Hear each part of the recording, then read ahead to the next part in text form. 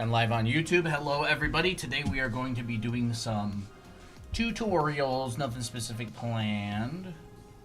We've been doing a lot of these lately. Yeah. It's kind of nice to not have to come up with a whole custom thumbnail and plan out a stream, but we'll do more subject-specific streams soon. You know, the nice thing about going live on YouTube as well, What? even if nobody's here, we can still talk because people watch the VOD. That is true. So welcome, future people who are watching the VOD on YouTube. And then, of course, all the people who've just joined on TikTok. Hello. Hello. Hello, hello. I need to notify the Discord that we are live. Hey, Kaza10. There we go. Welcome to Anime Academy.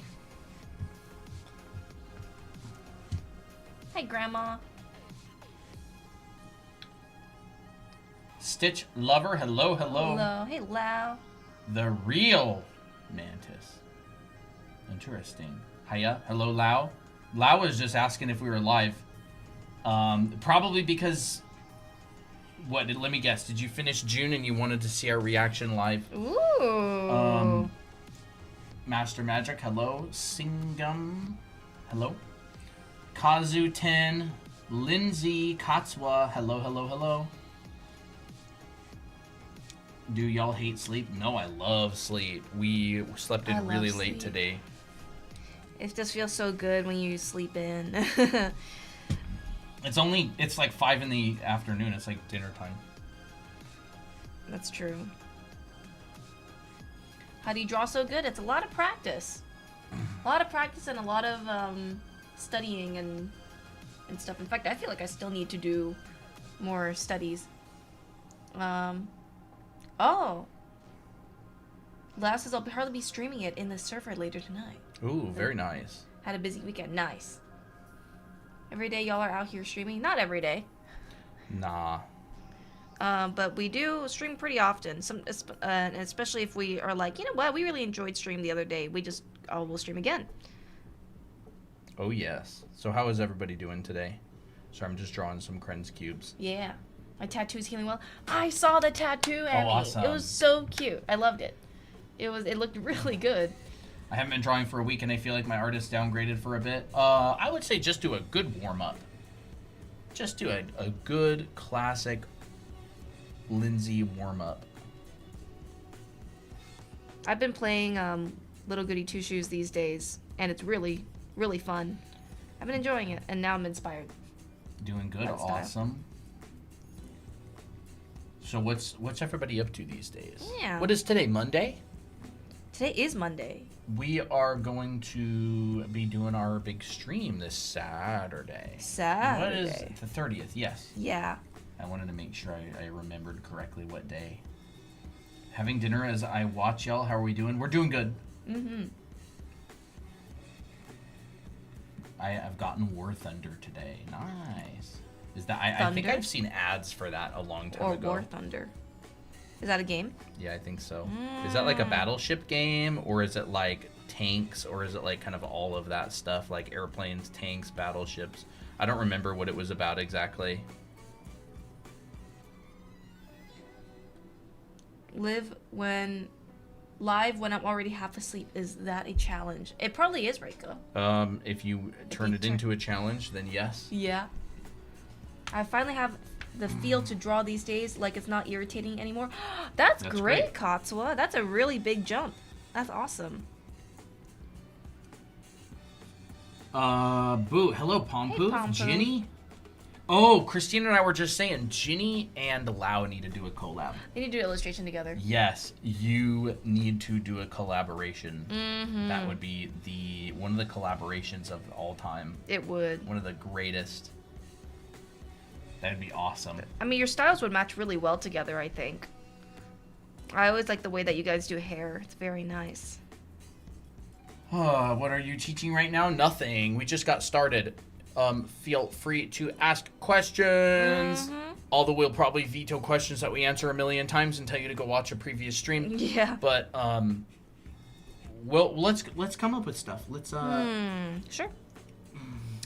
I think we haven't. I don't think we've ever talked about multiple characters in a scene before. Sure, we could talk some about that. Multi-character scenes. I would move Miki probably. Yes, I would. Too. We'll try to keep this a little bit less chaos. Yeah. I'm gonna just put her in a different layer. Cut. There we go. Multi-character illustrations or scenes would be really interesting to do. Best way to practice color theory? Different limited palettes. Yeah. Yeah. Should I? Yeah. Let's answer that. That's pretty good. We'll just write best way to practice color theory. Best way to practice color theory. Gosh, chips for drawing hair. We could talk some about hair. It's definitely one of the most popular. We could have a few popular ones here How and do there. I learn someone else's art style that I like? Break it down. Start with a list. Get a notepad and list off some of the attributes. How thick is the line work that they use? What are the shapes? Are they straights? Are they curves? What type of rendering style do they use? Do they use a rendering style? How soft are their shadows? What do they tend to lean towards? Do they tend to lean towards warm lights, cool shadows? Cool lights, warm shadows? How busy are their backgrounds? What kind of camera lenses do they use? Of course, a lot of those are going to require an underlying education on foundation. But that's how you would study an art style. Working in the industry professionally, when you get hired on a new project, you have to match the art style of the project. So you'll get a style guide.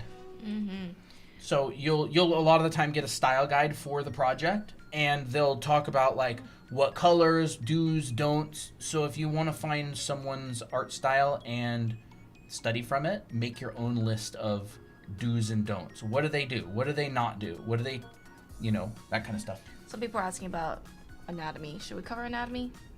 What kind of anatomy? Like male anatomy, I guess. Rendering. Maybe. We do have a couple of recent videos on anatomy and recent live streams that cover anatomy.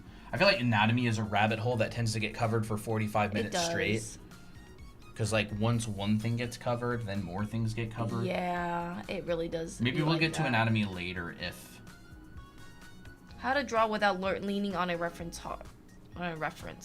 Foundation. Yeah, someone was asking, how to draw without reference. I think that's an interesting Drawing topic. without reference? Yeah, we can talk about that. Drawing without...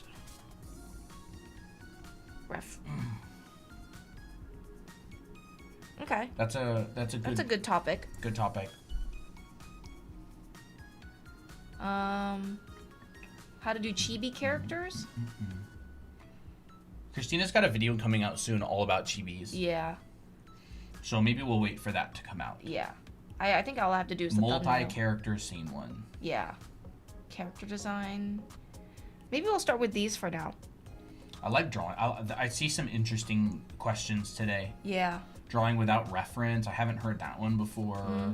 Glass render. What is this? I hear a big stupid thing.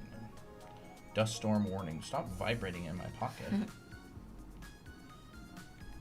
Where's that new male head we printed? I actually think it's in the kitchen. Guide to making an OC. Ooh. We might as well answer that too. How to make an OC. There's multiple ways to do it. OC original character.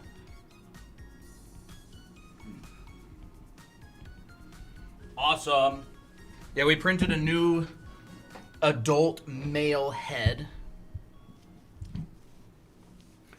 We got a new adult male head. A new version of it. We've sharpened up the corners, the edges a bit. I actually like the shadows on this one a lot more. Yeah, I think the shadows on this one work really well. Pretty nice. Pretty nice forms. We haven't covered hands in a long time. Maybe I like that stuff. Do that as well. It's good. So that's the latest adult male model. It's pretty good stuff. I actually like it quite a lot. Some people are asking about chibis. I'm gonna be putting a chibi video out soon on our YouTube channel, so Yeah, she's maybe almost we'll done wait for that for recording it. now. I'm almost done recording it. Do you teach drawing animals? Not Not really. Fur we can talk about a bit. Yeah, we can talk about is, some fur fur. is very similar to grass. It is. Fur. Yeah, maybe we'll likes to- cover some of these shorter ones first, and then we'll go into the more heavier topics. I mean, we can cover some hands and fur.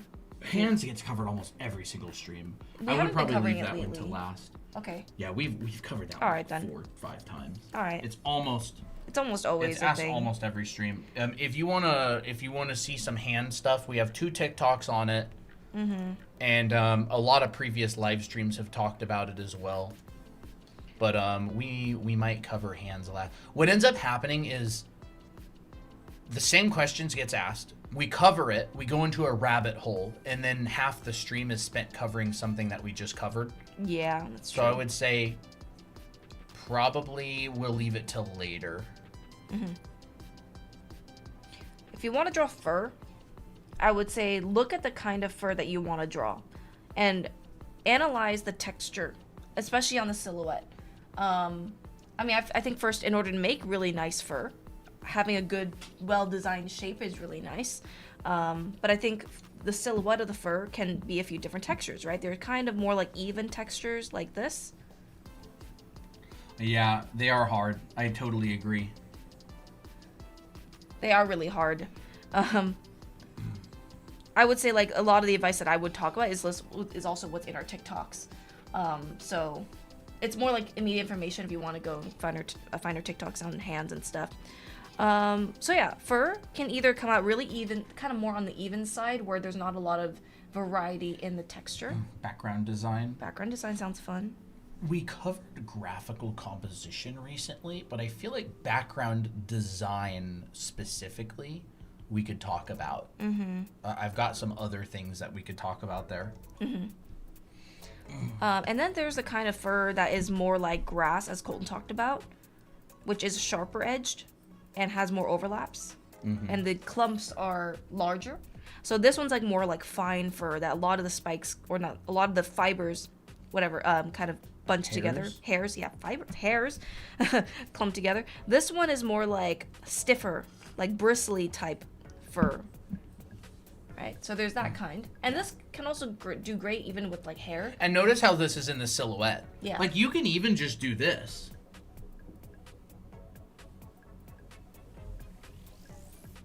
And then you can just go in here and like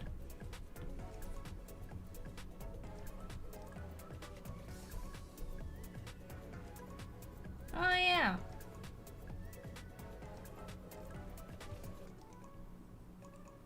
Oh, that's cute. and then you can go there. There's a hairy blob.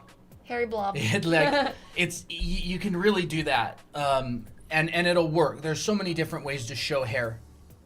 Someone There's said it so looks like many Angry different Bird. ways to show hair. A lot of it is going to be in your silhouette. There. Little Angry Song Bird. name Joker by Pow, P-O-W. Except have it's to not do- an O. It's one of those O's that look looks like weird. this. It looks like that. Oh, okay. P-O-W. And the song name is Joker. Hey, Tira. Hey, Tira. How's it going? Actually, what is really interesting is we were watching ReZero, and one of the ladies had fur that was just purely silhouette, and just looked like this. And everything on the inside was very flat. Yeah. But the shapes of the hairs are really dynamic. Yeah. So, yeah. Yeah, like a lot of your hair is going to be in the silhouette. So, you're drawing any object. You can literally turn any object into fur, by the way, using that right there. Like Yeah. you could do that with a box as well. Box. Oh, yeah.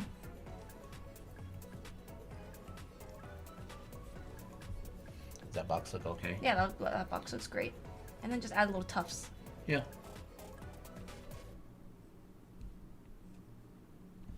You just change the silhouette a little bit.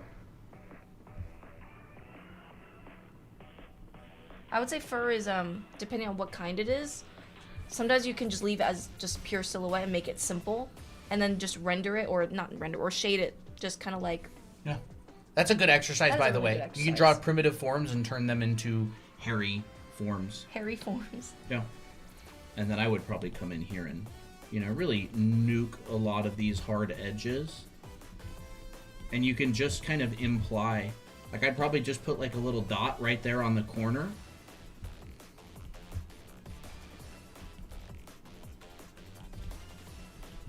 Mm-hmm. There, like you can make hairy. That's cute. And that's also how you would draw like a bush. Yeah.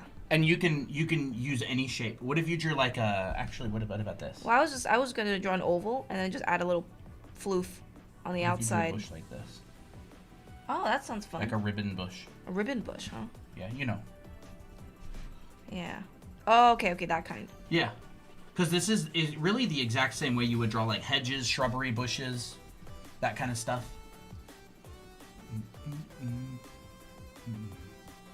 And then you would just change the outside. Oh, ReZero is a novel anime series about a main protagonist named Subaru Natsuki. Why does that sound like an AI comment? Hello, Dahlia. How's it going? Wait, why lately thumbnail is June? It just happens to be that way. Mm-hmm. The Angry Bird is cute. It is cute, isn't it? So yeah, you just change the silhouette, implying the edges with the same texture, but like keeping it minimal. And overlaps. I'm not AI. I'm a human being. See, that's the exact thing that AI would say. Yeah, we're on YouTube as well. Talina. Draw Anime Academy on YouTube. There we go. A hedge bush thing. And then what you would do if you want to like shade this. But hello, welcome, Otaku Anime Lover. Hi. We're doing good. We're doing great. How are you doing?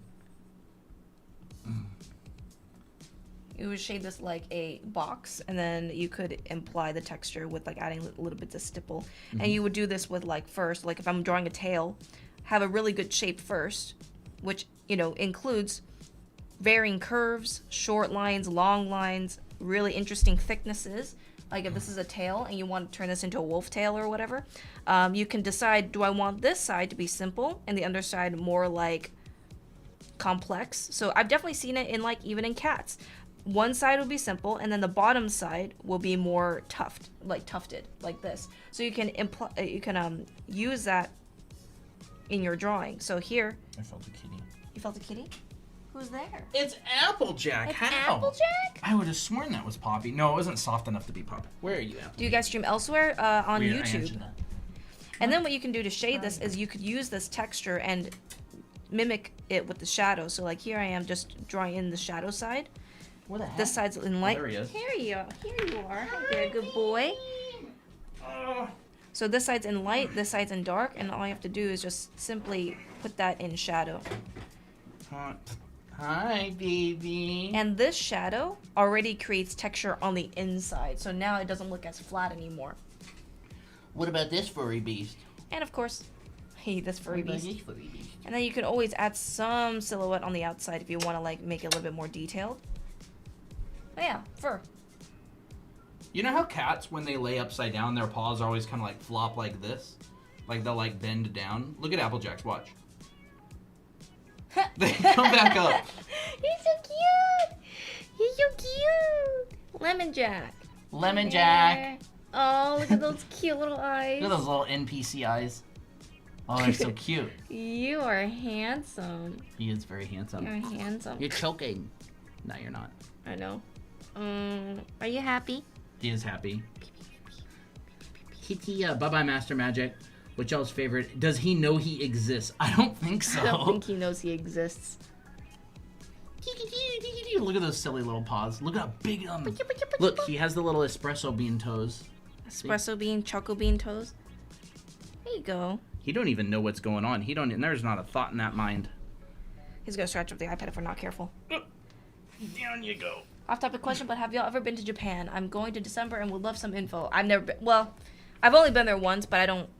It was on a tour guide trip, so I don't really have any information about that. Also, by the way, if you are shading hair, or not hair, if you are shading fur, soft materials are not huge fans of changing value drastically. All right? So if you're shading fur, realistic fur does not like changing value, meaning the light side and the dark side.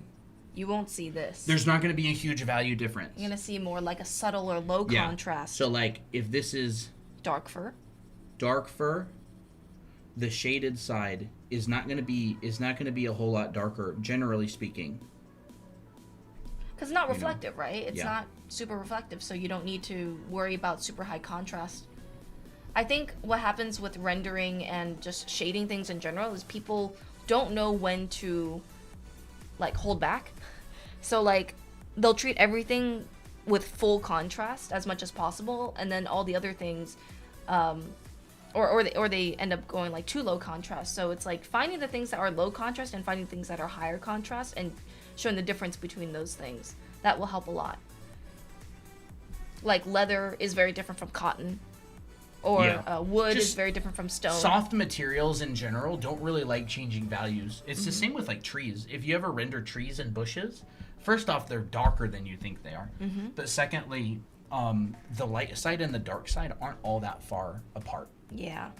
Just any soft materials, they generally aren't. They don't have really, really strong shadows a lot of the time. And not a lot of hard diffused. edges. Like if I'm shading this box, notice that my edges aren't super crisp. They're actually a little bit fuzzy. And that makes it actually look more like fur as well.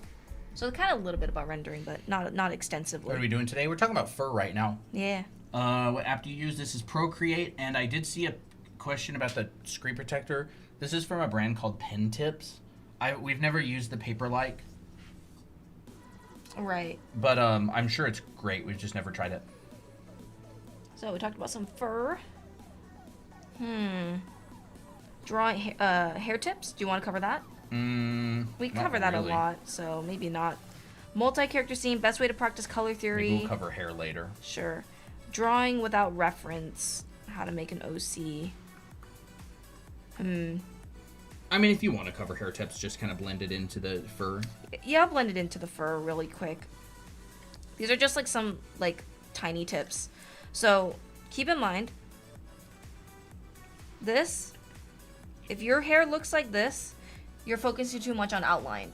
You're not focusing enough on design, and you're not focusing enough on overlaps. I had this problem where I would only find like the bottom part of the hair strands, and then everything would kind of look like flat. So I would say draw main hair clumps first. Think about each like general clump will have its own design.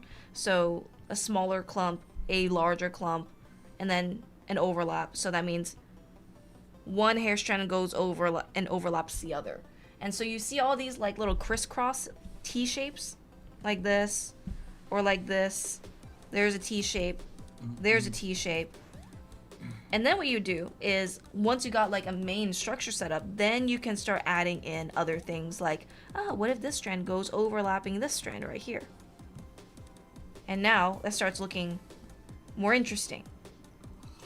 You can even add some flip in the hair strand. So like there's one side, there's the underside. Yep. So yeah. And then you know what else everybody would do? What? Oh yeah, little cowlick. Like a little at the heart-shaped cowlick. They'll go like this. Yeah. It's cute. It is cute. It's simple and effective. Yep. And so as long as you add overlaps, this strand overlaps that strand, and maybe you can add like some, if you don't want all your hair strands to look the same, you can like actually go ahead and change the shape. So like these strands or these clumps all look kind of, they all have a similar shape language. So I'm like, okay, I'm going to change this middle one here and kind of do like a little bit of an inverse. So like here's a big one, here's a small one. And so when you combine all these concepts together, then your hair will look way better. I can never decide between semi-realism and anime style. I need both of the styles. Then make pieces that have, I don't know, you can work with two styles. It doesn't mean you only have to work with one. I have a more realistic style and a more like anime style, and I'll just like, depending on the piece that I want to make, I'll just switch.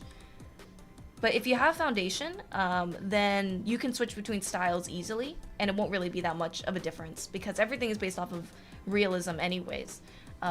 With anime, it's much more simplified. Yeah, there's loads of artists who do both all the time. Yeah. And they even combine. Yep. Like, there's a lot of people who do, like, realistic backgrounds, and then they just chuck, like, an anime character in there. Yep. I was just looking at some lately. They were pretty cool. Oh, that's cool.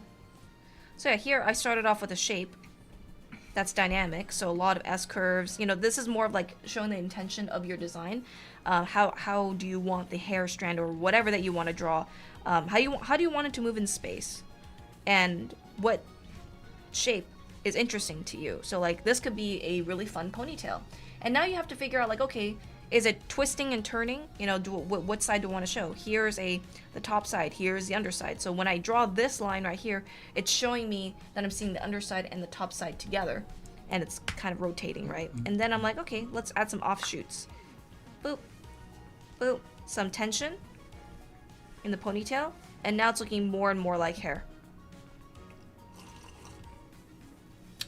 I would say with the hair, don't try. I feel like the more loose you are, the better your hair will be than if you go with something that's too timid.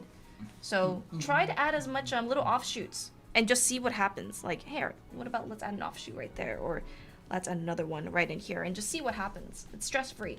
That's why I really like drawing hair a lot, is because it's kind of hard to mess it up sometimes. So yeah. All right, and that is hair. Yep, that's some hair tips. So, what's everybody up to? Yeah.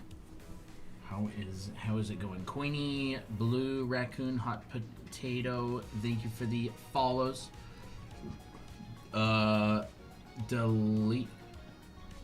is that it? Thank you for the follow. Mm-hmm. Hey, Atari. Atari, hello.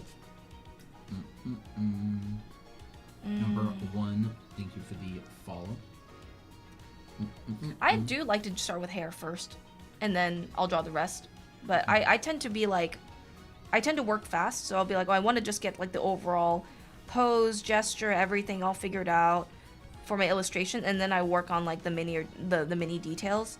But like if I'm making an illustration of Miki, for example, I have a process where I'll just put in something really loose, get the overall design in, how is her hair flowing, but it's very, very loose, right? And then once I have the overall message or vibe across for the illustration, then I start detailing. So I try to work on everything till a particular point, and then I refine. That's how I generally like to work.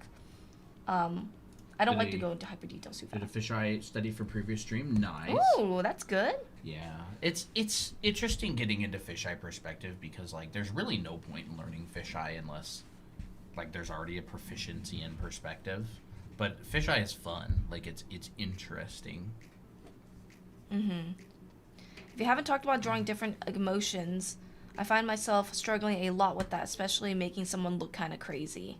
Should we talk about expressions quite often? We talked about them a little while back. We can talk a little bit about expressions. Sure. We can just talk about them in a different way. Not every single thing we teach has to be almost entirely about design. Like, we can just kind of show some different examples of expressions. Yeah. I find that a lot of the time when we teach, people will be like, how do I draw hair? And then we spend like 70% of the time talking about design. And then it's like, how do I draw poses? 70% of the time talking about design. Like, even though design is by far the most important part, I feel like we can mix it up just to keep our own sanity. Yeah, that's true. Like, I think, drawing some insane expressions is actually quite interesting. Mm-hmm. So, like, I would say collect... Okay, what type of insanity do you want? Do you want, like, quiet insanity? Or intense insanity? Or do you want something in the middle? Ooh. So I would even say insanity kind of looks different to different people. Some people, I spelled this wrong. Some people would have quiet intensity, which is like, okay, maybe their face is just in darkness and they're glaring at someone, right? That could be insane for a character. And then there's another type of insanity where their eyes and their pupils and their mouths are like in all different kinds of directions, right? You have one big, one small. really menacing grin. So it depends on like what kind do you want to show. You know, if you want to show insanity where like someone's maniacally laughing, then a head angle would an upward facing, wait, not upward facing, like a head angle that's like leaning upwards would actually do great because they're looking down on you with a loud smile, I guess, loud with big smile and crazy eyes. So eyes wide, almost like mad looking expression will generally feel insane. So you can just test them out. And I would also maybe find some expressions in anime where the person is going insane, and then you can study that expression and be like, okay, what shapes do they use in the eyes? What kind of lines do they use even? Mm-hmm. And some people even use like a fisheye perspective, like of the head to show insanity, but we ain't gonna talk about that right now. Mm-hmm. Tetanus shot, huh? Oh, that sucks. Mm-mm. Froggy Draws, hello. The Devil Cookie, hi. Hi. How's it going? Struggle with the placement unsure with eye placement, how to draw them based on where the character is looking. That would kind of go into a bit of head angles too. Eye placement, as long as it's like in the center of the face, you're good. You can make them small. Like, why do I hear like weird feedback? I don't know. You can make them small, like this small.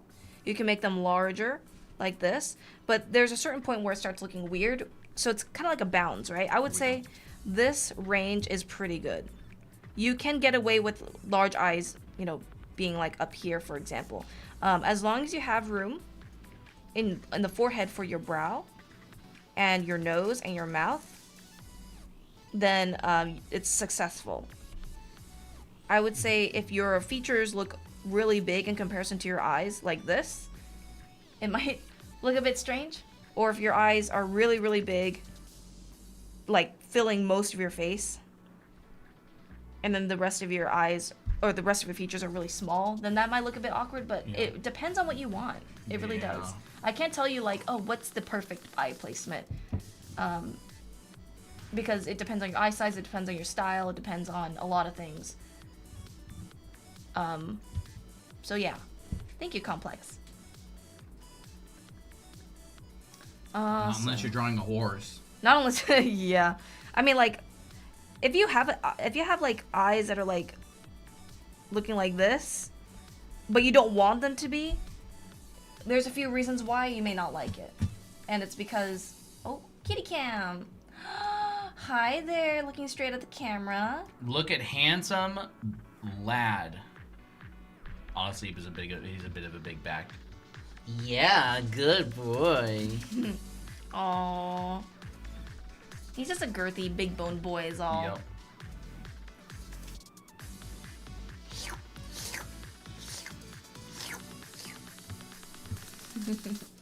He does not clean himself very well. What pen do you use?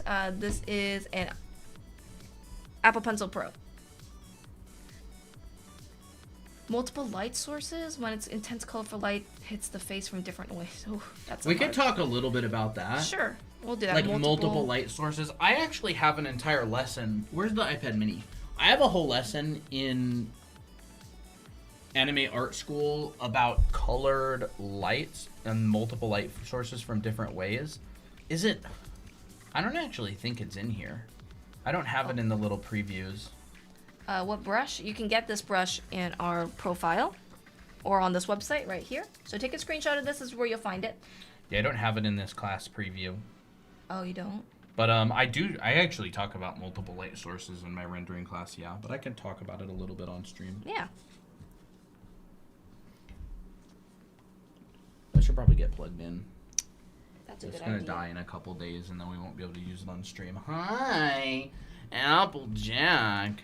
Kitty. All right. Let's see. Look at that. Stinky. Stinky.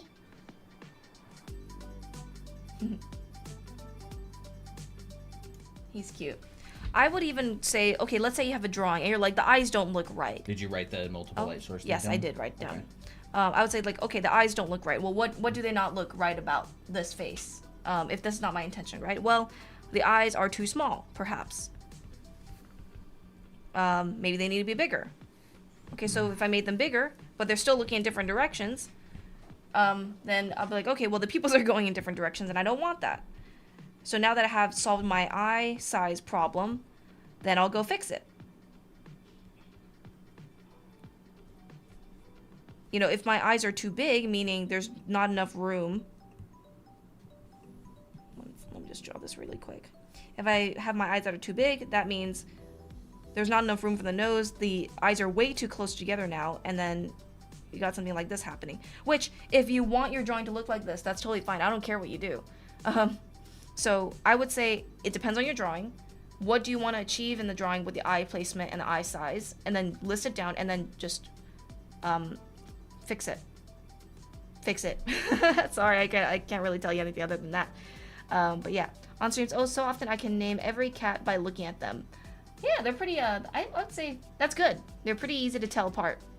I'd say maybe Toby and Applejack are a little bit similar looking. So good job. So no side head eyeballs. If you want to draw like an eye from the side view, it becomes more triangular. So think of it like this. When you have your eye is basically a sphere, and then your eyelids wrap around the sphere. And they kind of look like an almond shape, but it's more like complex than that. It looks actually more like a rounded rhombus. So you basically take this and you just round it out. That's more of like more proper eye shape rather than something completely symmetrical. But when you move towards the the side view, you won't see this. You'll instead see this, which in essence kind of looks like a triangle. And this part bulges out a little bit. So this is what an eye from the side looks like. So when you're drawing it in for like a character side head profile, whatever it is, you can just imply that. Add a bit of roundness in the pupil or in the iris, show that triangular shape, and it looks more convincing that way. And keep in mind that the side view of an eye is actually more narrow than if you were to see it from the front.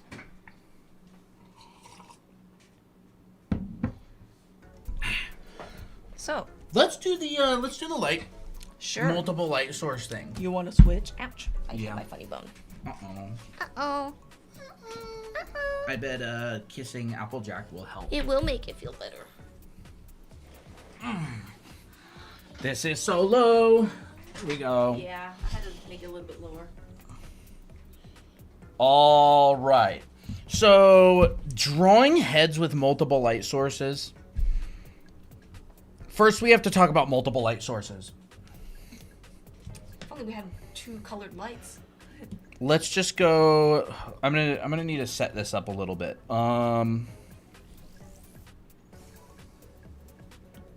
Rectangle. So first, I actually need to just chuck a little thing in right here so we can actually have a little bit of darkness to work with.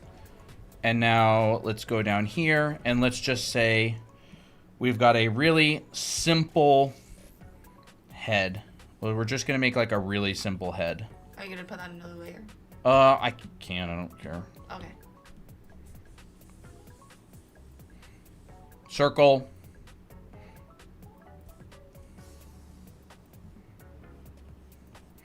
And we're just gonna go. How much longer are you staying on live? Until we feel like we don't want to stream anymore, which, I mean, we generally stream for about maybe 3 or 4 hours. Let's just do like a really simple block out of the head, all right?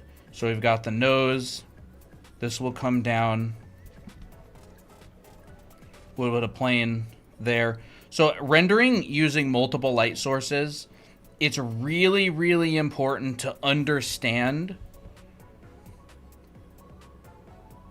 the forms, all right? And I'm just gonna do like this really, really simple head. All right, let's just do something like that. Follows. And then we'll just do... Do you feel like a bunch of feedback? like static E Yeah. kind of thing. We're gonna be mute for 1 second. Hold on. Maybe more than a second.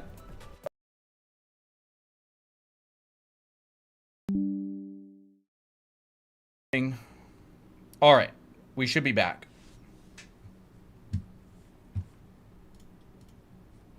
Can you hear us, chat? Sorry, I was getting a bunch of weird feedback. Oh, I hear it. There we go. All right, so rendering things with multiple light sources. First, we're going to start with something really simple, all right? I'm just going to draw a box here. All right, very simple box. All right, we're back YouTube, we're back TikTok. Y'all sound crispy. Is that good? Do we sound different? Crispy is usually a pretty good compliment, I think. Is it? Okay, so let's say on the right here, we've got a, I don't want to use red. I kind of want to use like maybe yellow. Let's use like a yellowish light. Oh, cool. So here's a yellow light.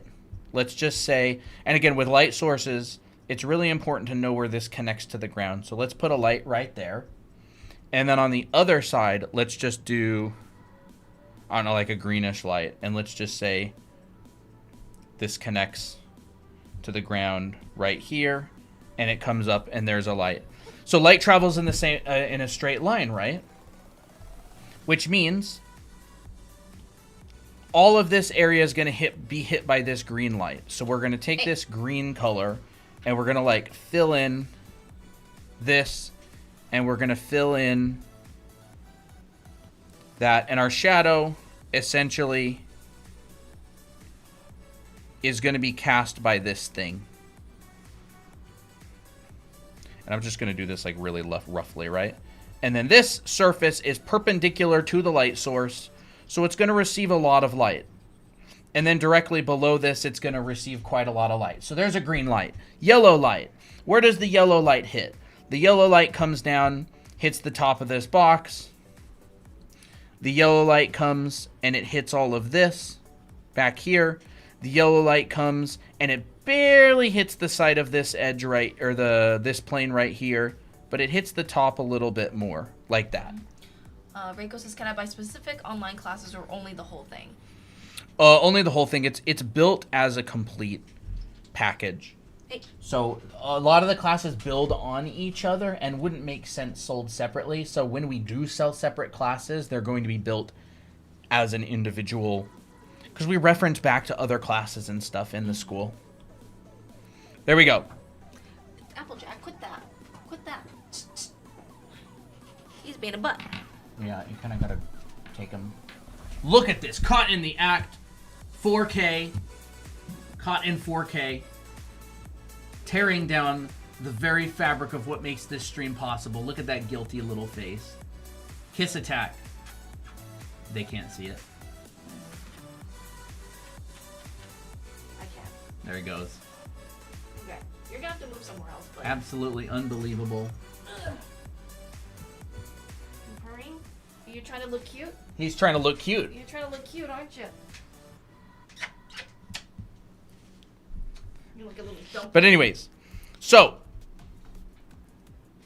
we have built. Let's use just like an Asaro head for now. All right. We should probably get some colored lights, maybe. Yeah, I wouldn't mind getting a colored light. Can you give me my phone? Yes. Here you go. So planes that are facing a light are going to get hit by that light, right? If I move this around here and I move it around, look at those planes that are being hit by the light. As I move this around, those planes get hit by the light. So the thing about colored lighting, like this is why we're always stressing and teaching foundation, is as a form. Let's just draw like a simple blocky form, right? So we've got this, this, this, and this. And here's that simple blocky form right there. And then we've got a light. And the light is right here. This is a, I don't know, a light that's this color. Forms that are perpendicular, meaning 90-degree angle to it, are going to receive the most light. So this comes down, this form receives a lot, this form receives less, this form receives basically none, and this form will also receive some. So we need to light that accordingly. This one is going to get the most light. This one is going to get a little bit less light. This one is going to get a little bit less light. It's kind of hard to tell And then, on the screen, what? the level of light. I don't know what you mean. It's fine. No, I mean, can you describe? Can Oh, you explain? Because I'm not sure what you mean. This feels brighter on the screen than in Does person. A little bit. It does. This is difficult because the camera's looking at the at the iPad there. But anyways. But we get the points. Of it. Yes. So in your brain, go, if this is perpendicular, 90-degree angle to the light source, you're going to be getting 100%, right? Almost 100% of the light. This one is not. This one's at like an angle that's like this, right? This one's going to be receiving much less than this one, which is basically this right here. We've got this, and then we've got one that it's really not touching at all. And so that's what you want to consider, because the head is made up of these forms that are facing different. You can even say like that form could be like a nose. Yeah. Well, that's kind of what we're getting into. Mm-hmm. All right. There's that. There's this one, which may be a little bit brighter.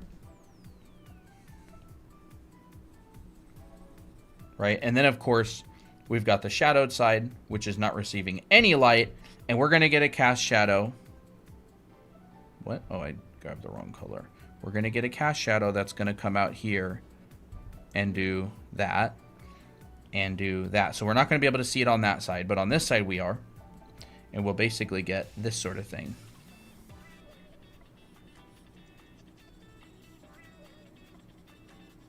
That's all hit by light. That's all hit by light. This is all hit by light, right?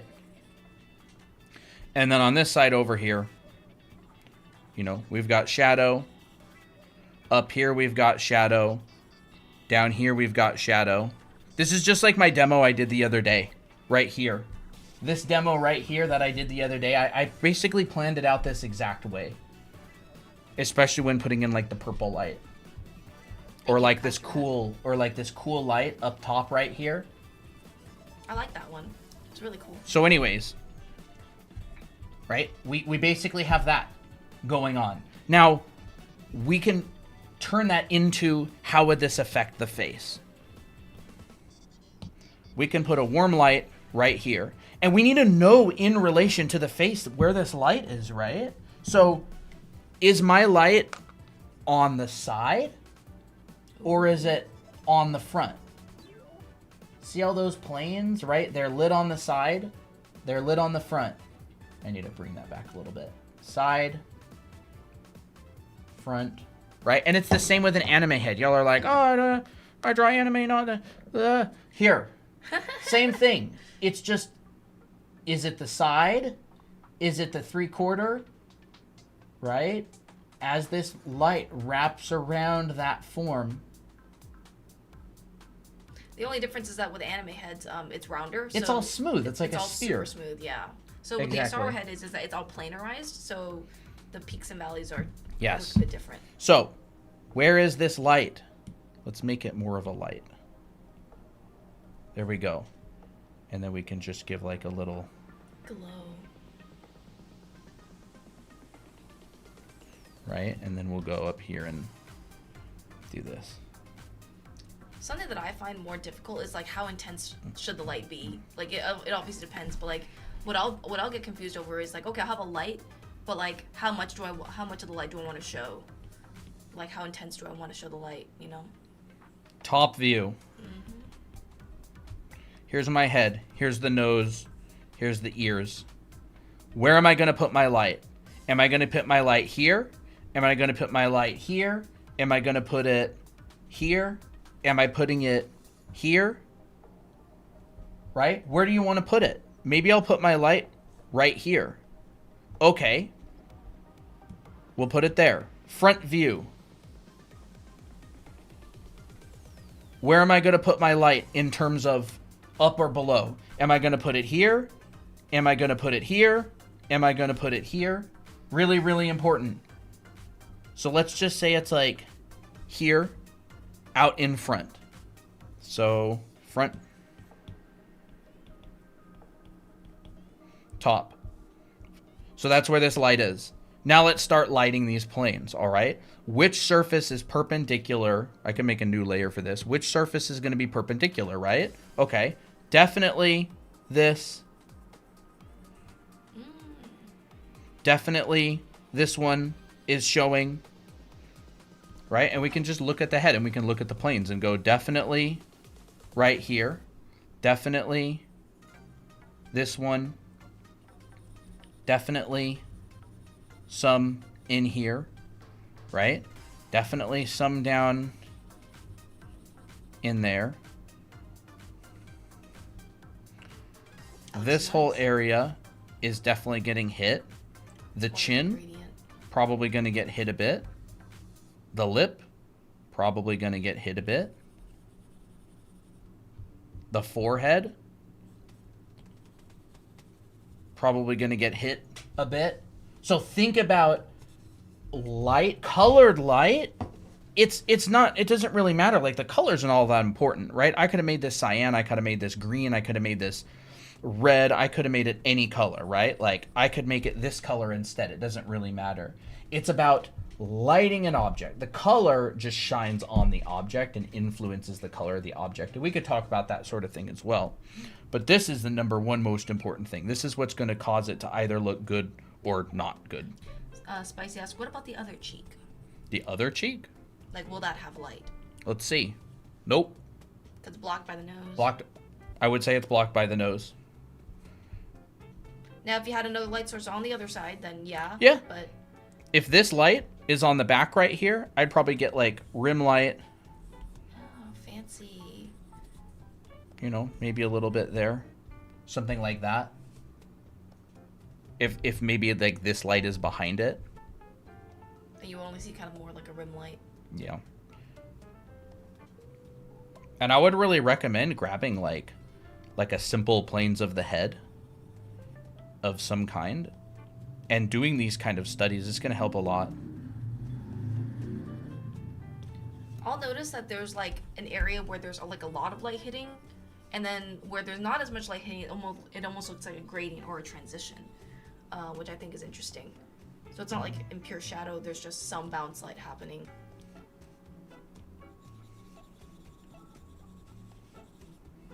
What about lighting with different colors?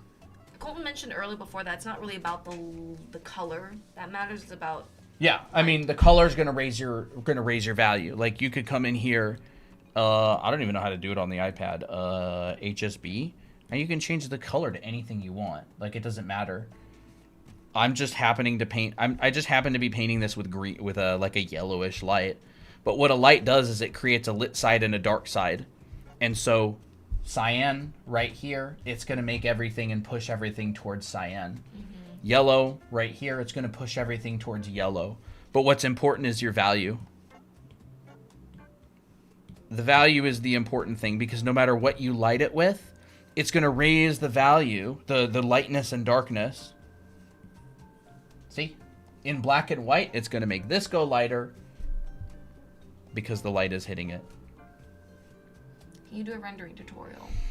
I did do a rendering tutorial, what is this, like last week or something, 2 streams ago. You can go to our YouTube channel, and you can watch this from complete start to finish.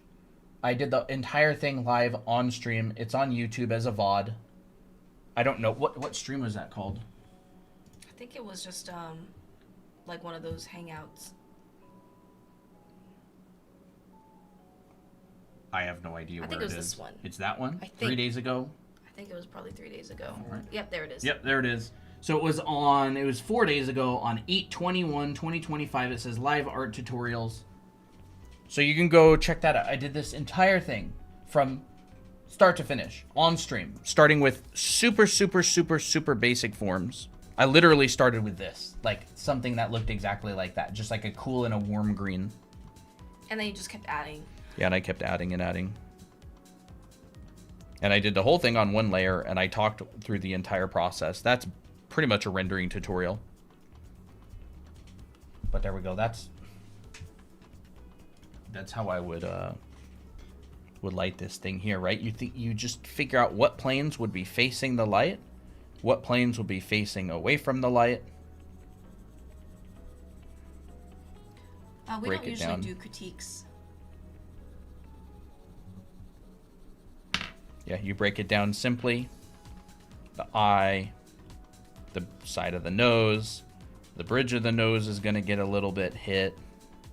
You know, this up here is going to get hit a little bit. This is going to get hit more. Think about it in this exact kind of way. Where is your light? At what angle is it hitting the surface? If it's not hitting it very much, it's not going to get lit very much. If it's hitting it a lot, it's going to get hit. It's going to light it a lot. Daniel asks, there's even the consideration of material of the surface, or does that not matter? In this Oh, stage? absolutely. Absolutely. Material is super important. But that's kind of the topic for another thing. The more matte something is, the less it's not going to have highlights. So like that is really important. Like this is just a, you know, simple form planes thing. But like if you have materials and I kind of want to draw 3 actually. Let me do this. Let me draw it a little bit thinner. 1. Would you like me to turn on the air? I'm not hot. Okay. If you're hot, you can turn it on. Sure. 3. So this is matte. This is, you know, shiny or specular or, you know, reflective. You know, this is in the middle. You know, on this one over here, if your cylinder is getting lit, it's going to have very diffused lighting. So you're going to get basically this kind of thing.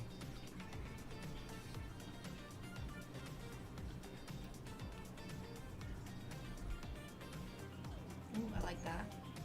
And then you'll get your core shadow. And it'll look something along the lines of that. Like that's pretty matte. It's not very reflective. It's not very shiny. In the middle, you're going to get a stronger like highlight. So this middle part is going to have more of a highlight, and this part over here is going to get darker. So it's going to be more like this. Ooh, fancy.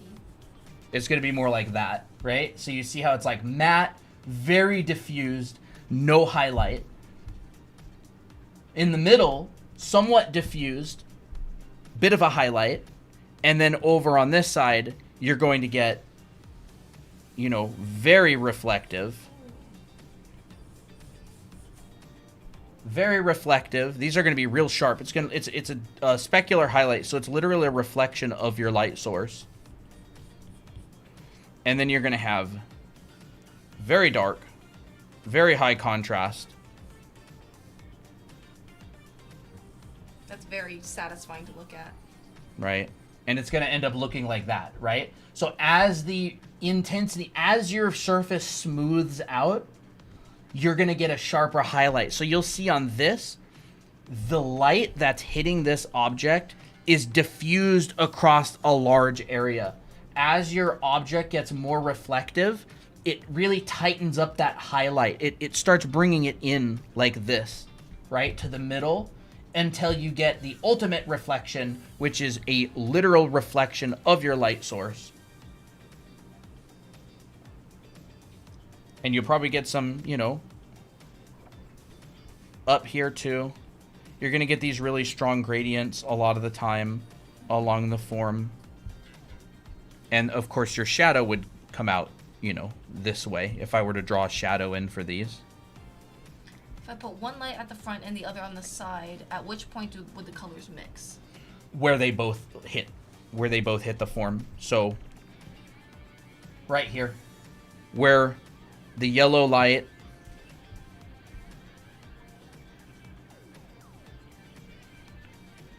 comes and the green light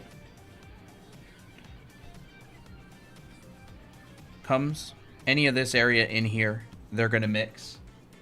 Anywhere that both the lights are hitting. So this area, let's just say all this yellow area, the green light is not hitting at all. And all of this green area, that's not green, it's gray. All of this green area, actually, it's even all this. The green light, or the yellow light is not hitting at all. And then, you know, in here, maybe I'll go like between kind of green and yellow. Maybe it'll be something like this. All this area is where my green and yellow are mixing together. And that would also be like a light. It wouldn't be a cast shadow or anything. Yeah, it would be two lights hitting, and you basically have them being mixed. Mm. And if this were R, you know, R, G, and B, it would be basically like a white light. You know, if you have like a toy that has like LED colored lights in it, whenever it makes white, it just turns all the lights on, and they all mix and it creates white. Do you have? Can't find your album. It's down here. It's right there. Okay. Do I have that in my pictures? You have these ones with hitting multiple Yeah, lights. that's on the mini. This is some renderings that I did in my rendering class in our anime art school. You can see here, I've got two cast shadows, blue and like a yellowish or like an orangish, you see? And where they cross, that's where neither light is hitting. And then all this area up in here, that's where both lights are hitting. And then this shadow is where only the blue light is hitting. And so I paint all this from scratch on different colored objects. This one has only one light source. This one here has two light sources. And I don't actually think I have that breakdown in here. What about this one? Well, yeah, this one has a similar thing. So this is another demo. This isn't in anime art school. This was just a personal artwork that I did. But you can see that because there's two light sources. There's a bunch of light sources in this one. I think I was talking about. Oh yeah. So you will not get two shadows unless there's multiple light sources. Hey Misaki, welcome back. So anyways, whoever was asking, and then of course, if you have a secondary light source back here, say, so on this one, it'll be like this. On this one, it'll be like this. And on this one, very hot. Yeah, it'll be a really hot highlight. And it'll probably be more like that. It's like the texture of it matches the material. With the amount of reflection. Yeah. So it's kind of going to be like that sort of thing. So I'm just pretending that there's a second light kind of off back here that's shining towards these. I can't see that on TikTok. There we go. See? Oh. Matt, I think it was luster. That's what it was called. Oh, like luster? the middle one, yeah. That's what it was referred to as. I'd never heard it under that phrase, under that naming before. But basically you've got it in very matte, you got it in the middle, and you've got it shiny. And so, yeah. The difference between them is massive. Is absolutely massive, yes. I would say, let's think. Open up Blender and mess with materials and lights and maybe do studies from that. Make sure you're beveling the sides though.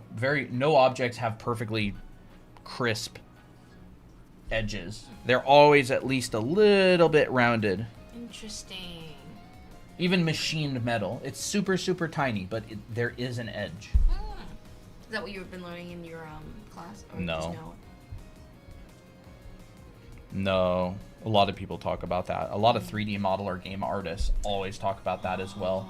Like if you're building assets for a game, they're always beveling. Even if it's something like weighted normals, that's like a trick that they'll use. But yeah, Nachos World says, love your channel. It helped my art so much. Yay! I was going to ask that the intensity of light, I guess, would just color even softer on the object. Yeah, like closer and further light sources. There's like light fall off. There's a lot of principles to lighting.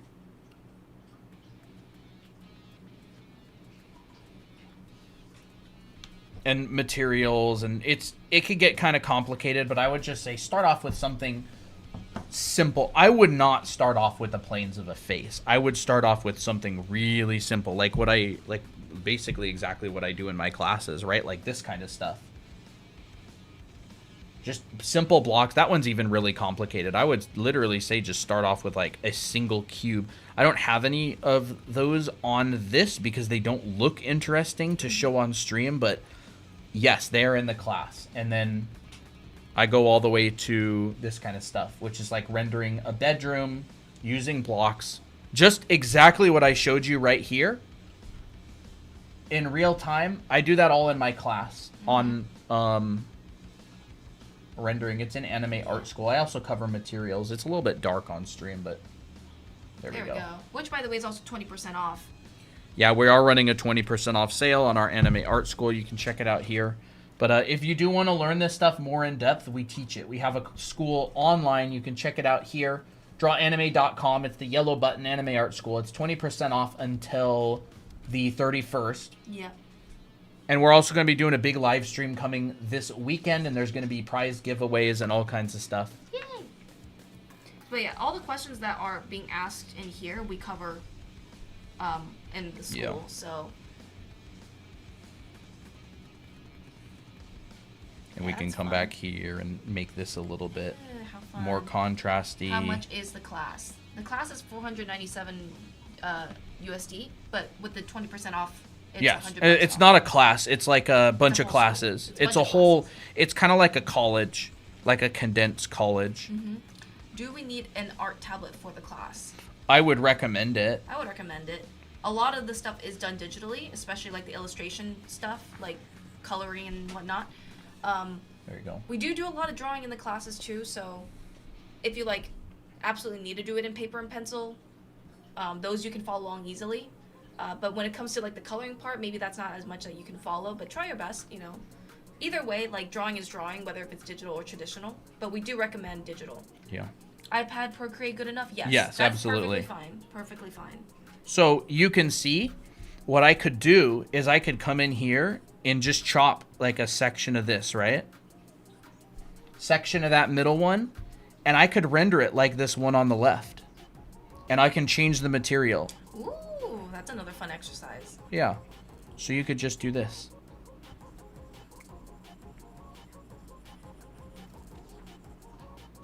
Wow.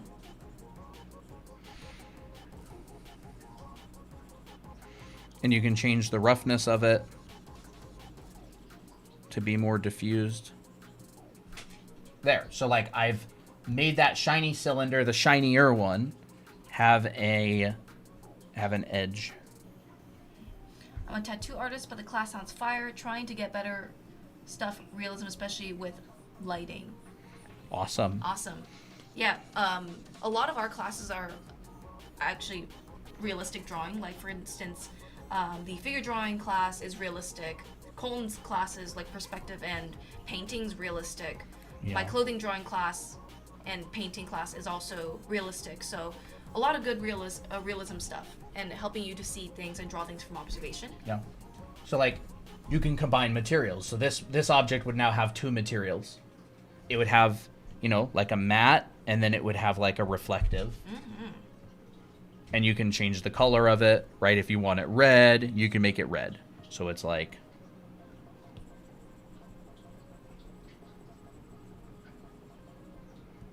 you get a darker red, maybe change the hue a little bit. There. Ooh, So like now I fancy. added color to it. It's the same like values, right? Like I'm messing with those values and I'm keeping them contained. Matte and gloss are something else, right? Painting walls, etc. I'm not sure what that means. I don't know what that means. Oh, There you matte go. and gloss and something else, right? I don't know Let's- what you mean, Amber Talks. Let's push this up, right? We'll make this a lot more like vibrant. There we go. So like that would be like a multi-material, multicolor object. Like you turned a material rendering to also like color And study. that's how I would really recommend to do that thing. Like my demo the other day, I literally just started with a red ball on grass. It literally looked like this until I turned it into like a potion bottle. And then I added a box and I added some rope and then we turned the green into grass. Look at Applejack. He's just sleeping away. You're a good boy. Have you guys gotten any rain? I'm getting a huge storm right now. Bring that storm to I us. wish. I would love a storm here. I do this sort of thing a lot with that. And you can do it with any form that you want as well. Like let's say I want to come down here and add a cone. It would be the same thing. What do I want it to be? Do I want it to be matte?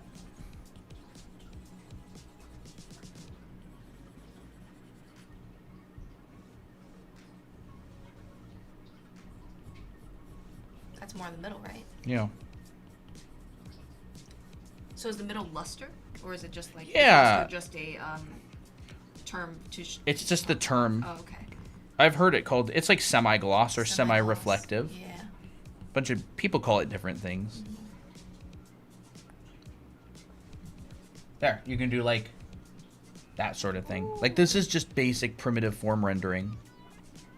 You know, you could do it with cones, cylinders, cubes, and then you combine these things, right? Like you would combine these kinds of things in order to make new shapes, new forms, like weapons or vehicles or whatever. Something that initially confused me when rendering primitive form was how big are the highlights? Like on a cone, the highlight is very tiny in comparison to like a cylinder or like a sphere. I mean, it depends how small the cylinder or sphere. That's true. But yeah, it tends, I mean, the cone, it'll squeeze towards the top a lot. Yeah, like that kind of thing. You know, this could easily be a castle wall. Like, let's just say...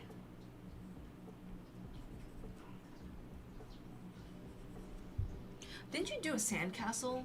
Yeah, I did do Or it. was that a paint That was over? like a demo or a paint over for like Kevin, I think. Yeah. Let's do this, right?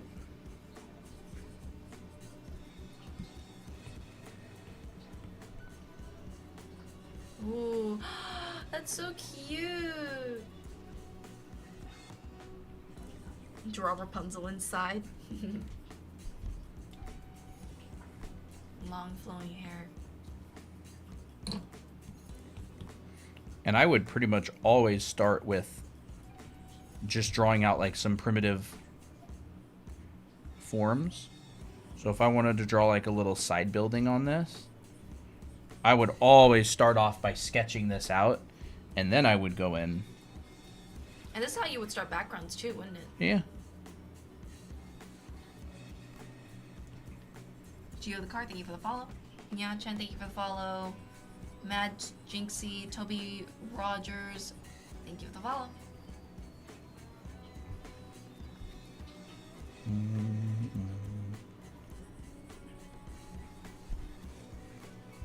Looks good. You know, I mean, this isn't in color, but I added a little bit of color. But like, you know, obviously, generally, this would also have materials, and this would have color. How would And you that's put the blue light on the cube? background. The blue light? This one that's back that direction, you mean? Yep. I probably wouldn't really see it almost at all. It's a very, very matte and diffused, but if you saw it, you might see it a little bit, a little tiny bit on this side. You say probably that this wouldn't one- really see it. If it were a more reflective cube, you would probably see a little specular right there. But this is so dim that it would hit the backside that we don't. It would hit the backside that we don't see, but I don't think it would really hit the top almost at all. Well, I think the geometry of a cube is very different. Whereas, like with the cylinder, you see more room wrapping around to the other side, but with the cube, it's kind of like very definitive sides. So it's not like the light travels to the other sides. Where as would you much. put skin as a material? It's kind of in the middle, towards the lower middle. It's like here. If this were a scale from matte, it would probably be like about here. Skin. It's a bit shiny, but not super. You don't get speculars on it unless the skin is wet. You get highlights, but you don't get speculars. So this is a highlight, but it's not a specular. A specular is a literal reflection of your light source. Like a specular highlight looks like this. Can we do ears and elf ears, especially the inside of the ear? We'll see if we cover that today. We'll see. Yeah, like a specular. Ooh, that's very pretty. A specular would look like that. I could eat that, like a boba. Are you gonna go over chibis this live? I don't know if we're gonna go over that today. Hello there. I looked up to a arts created by pro artists and always wondered how they make the line art so smooth. Never make your specular a circle. That's a note by John Asaro that I read in a. Look how much better the specular looks as that shape. Bro, that's wild. This is the specular. This is you. This is the specular she tells you not to worry about. That's wild. That would get quoted if Angelina was here. Yeah. That's wild. Look at that juicy specular. And I bet you anything, we could take a little tiny dot and just like put another one next to it. We don't need to. We'll just leave it at that one.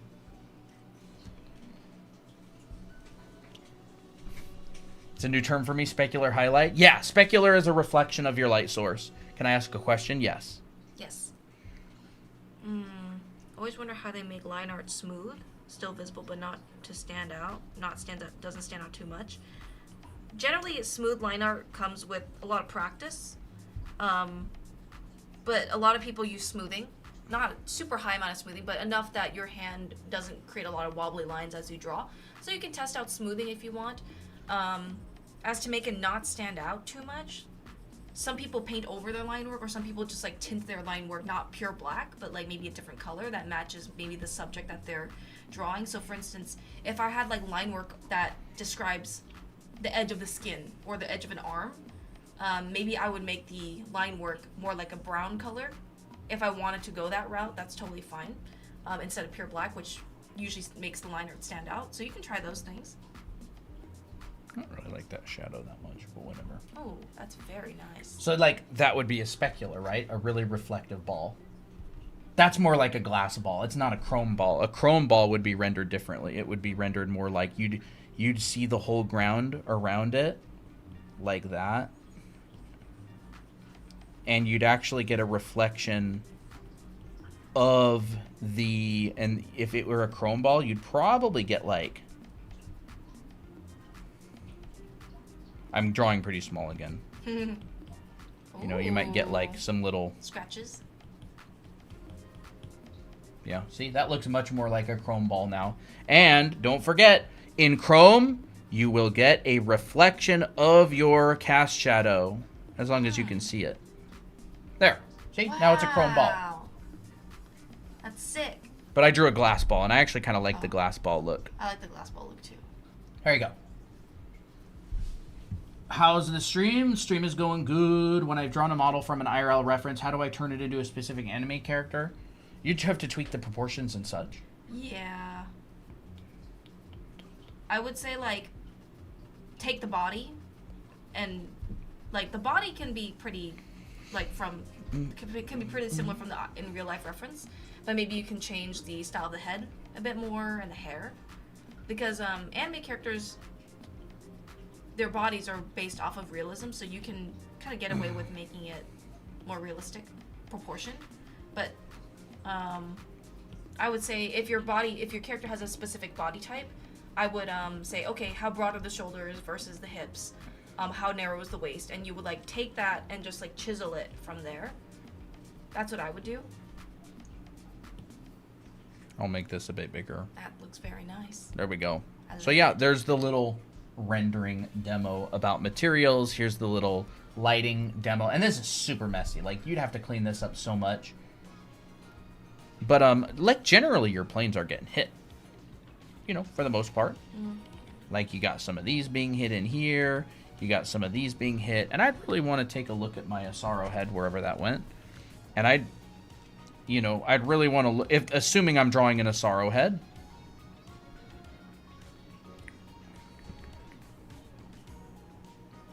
Hey Colton, for your concept scenery type art, do you really need a super crisp sketch to start with?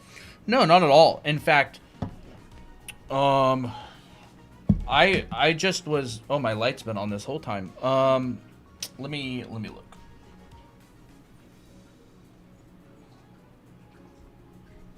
Where is? There you are.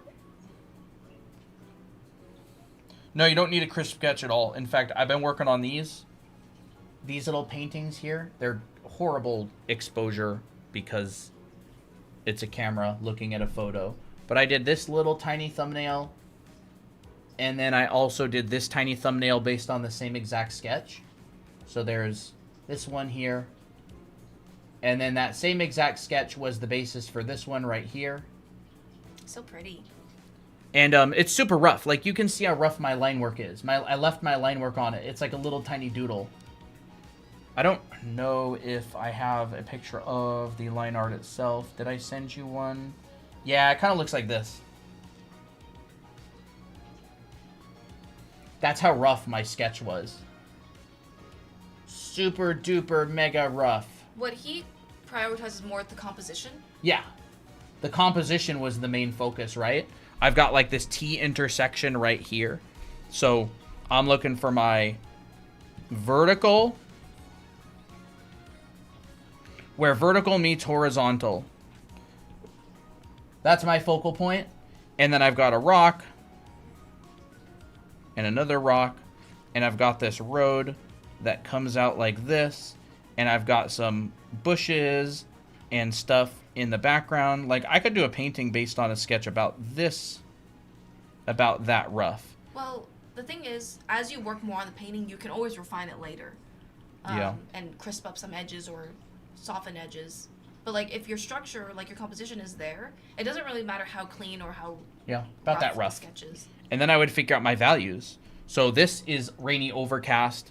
This one's sunny. So you can see my light source is on my right. My shadow is being cast across here on the left. But on my nighttime shot, you can actually see that the light is on the left, the shadow is on the right, and all my cast shadows are being cast that direction. Rule of thirds? Nah, I just didn't put it in the center. I wasn't thinking about rule of thirds. You just saw the intersection, and you just decided to place it. Well, I'm thinking intersection, where you could easily put the focal point all the way over here on the side. Rule of thirds is handy if you tend to put things in the center or make them symmetrical. But most professional artists think more in terms of graphical composition than like rule of thirds. What brushes are you using to sketch? This brush. These are the famous brush. The famous Yijunko brush. Yijunko brush, GSS Blade 1. You can get it for free. Absolutely free. Drawanime.com. It's going to be the green button or ! brush in the Discord. It'll work in Procreate. It'll work in Photoshop. Right? And I'm just thinking in terms of like graphical composition. I'll do like a 2 or 3 value sketch. There. That's basically this composition. I'm going to try to draw along, but again, thank you so much. You guys are both awesome people. Thank you. What was even the question? I don't know what the question was. I think the rule of thirds is handy. Most people don't use it. Most people know about it, but don't use it. Where's that book on composition? I think it's by my computer in the dining room, my laptop. Okay. I'll show you a composition book that I really like. He also has a good YouTube channel. His name's Ian Roberts. He has a great YouTube channel. I'll put it up here.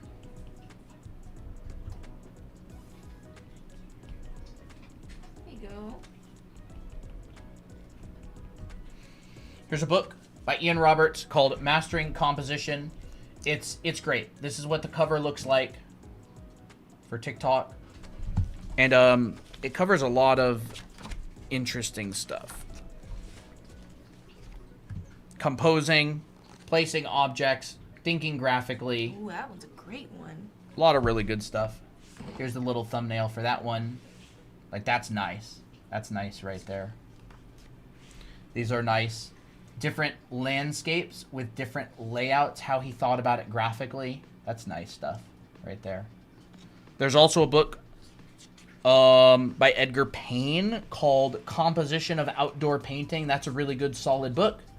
You can look up on Google Composition of Outdoor Painting, and there's going to be like a bunch of these little thumbnails. And they're like pages with a bunch of thumbnails like this. That's really the only illustrations in the whole book. The rest of the book is just words. But it's a good book. And he shows a bunch of thumbnails of different common compositional setups. How big should I make my brush pixel size when drawing general anime? Definitely bigger than I make it. As a general rule, probably 2 to 3 to 4 to 5 times as big as I draw, because I have a really bad habit of drawing too small. I don't know why. I don't know where it came from. Do a lot of concept artists start with these smaller thumbnails? Oh yeah, all the time. Maybe that's why. What? Maybe that's why you draw small, is because you start small or something. Well, I have no room left after you're done drawing. That's true. No, it's all good. I'm just kidding. I'm a beginner. I suck at symmetry. I can't even make a symmetrical jaw. What should I do to correct that? Practice with really simply. So, practice really simply. If you want to do something symmetrical, just draw a line and a dot. And then make another dot on the other side about the same distance away. I made mine a little bit close. So I'm going to take it, move it a little bit further. That looks about right. That looks about right. You can check it. It's very easy to check it. There's many ways you can check it. You could go and you could draw a line, and you can just move this line. Ooh. Yes. It's about even. Line to line. That is the basis for drawing symmetrically. Draw another dot. Make it symmetrical. There's another dot. Draw another dot. Make it symmetrical. There's another dot. It's using two sides of your brain, I guess. I don't know. Feels like it.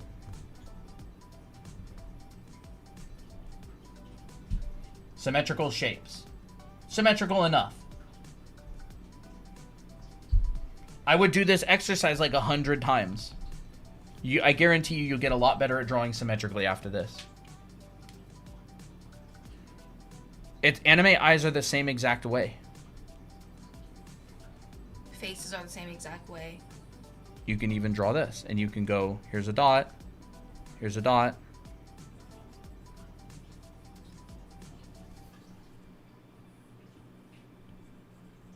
Guidelines are super important as well, and following them will help you a lot symmetrically. And sometimes it helps to like look both ways, not both ways, what I'm talking about. Look at both eyes and just kind of look back and forth between them. Yeah. Right? I don't know if this is going to look weird or not. I never really start eyes like this. They too wide. So then I would probably just go in and maybe pull these in a bit. Maybe about that much, you know. And funny enough, I would just move my center line. And I'd go between these. You can do that. They look a little bit like derp. They're looking like opposite directions. So I'd probably pull these in more in quite a bit. But like this is just an exercise you can do a lot. Perfect.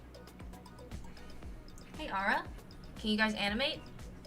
No, I don't do any animation. I don't do any animation either. Maybe sometime in the future. Fancy. I should go through more of my schoolism classes. I need to level up.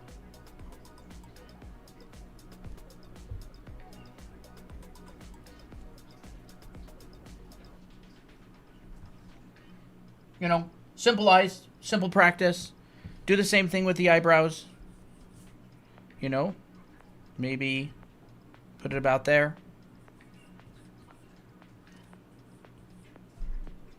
You can do different eyebrows, different shapes. Do thinner ones, more arched ones, whichever. Ooh, You could do something like that. Small arches around. Where is it in relation to that? Right? I'm thinking like, okay, there's this. Okay, I come up and there's this. And it doesn't really need to be perfectly symmetrical. It's like, there's good enough. I would say I prefer this over using the symmetry tool. Well, Because- symmetry tool is not going to teach you anything. Right. Symmetry Well, I tool's also great. think- It won't teach you anything. I also think that doing this trains you to draw symmetrically better, but it also, you still have like some things that make it feel like more hand drawn. So like if you use a symmetry tool, it still has the chance to make it look too sterile. Yeah. So I find that this one, it helps you to practice, but two, it also makes your drawing look more interesting. Because Yeah. not everything's perfect. Like the symmetry tool is like everything's just perfect the way you draw on one side. But this one is like, it's more interesting, I think, in my opinion. I rarely use the symmetry tool unless it's like for like a prop that has to be in like a front view. Yeah. Something like that. You know, I would start simple. Very, very, very simple.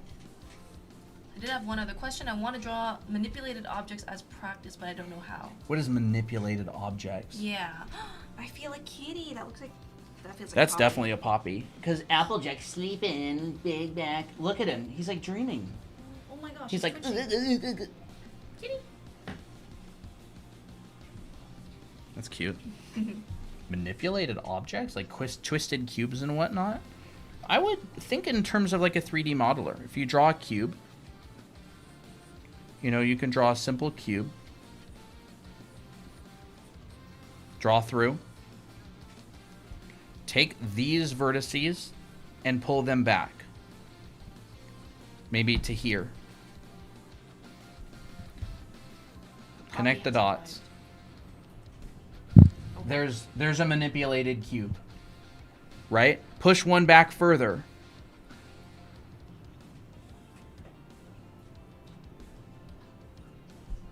There's a manipulated cube. I like the symmetrical aspect. Right? Pull this down. Pull this down.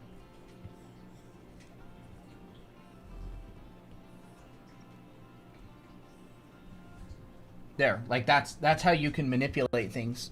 You can go, you know, say find the middle. Kitty. I've had my workplace stolen. Why am I hearing Volleyball Legends? I don't know. I guess a lot of people think that this song is like from She's looking up. oh, she did it. She did it. So cute. Little baby bean face, little bean toes, little cute little body, little hair, soft. Soft so as cute. a cloud. Soft as a cloud, dumb as a rock. The kitty is very pretty. I think she's the precious. prettiest little kitty in the whole wide world. Are you? I didn't even know that torties were a thing until She's rubbing she came into our lives. the microphone.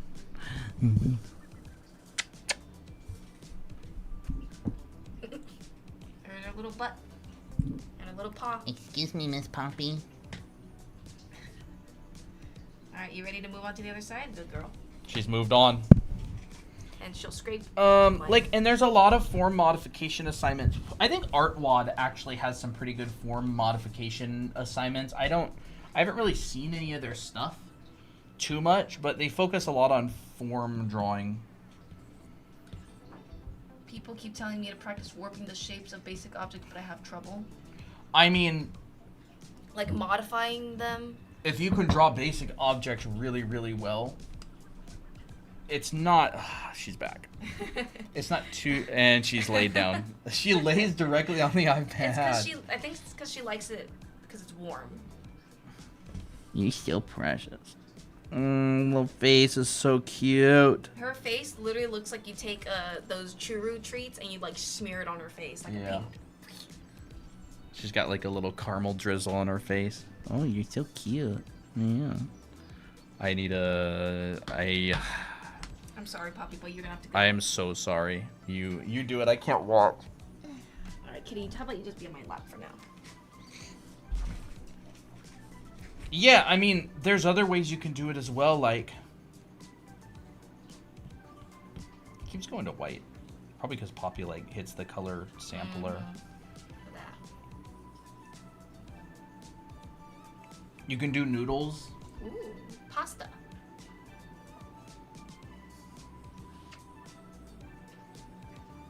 You can do, like, noodle forms. You can do a box. I would start off with boxes, like this, and then draw another box at a different angle. Say, this angle. Oh, look, this is a good solution. Yep. Maybe something like this. And then, you know, you can connect them if you want. That would be like manipulating forms. What Wouter Tulp teaches in his class is he has you draw boxes from a bunch of different angles. And this is actually similar to how I decided to teach drawing and dimensional drawing. Krenz cubes? Yeah, Krenz cubes are good. You little Kiss attack. triple kiss attack. That's the only discipline that they ever have is kissing. Yeah, and then, you know, take this corner and pull them out a little bit, and then go, you know, you can go like this.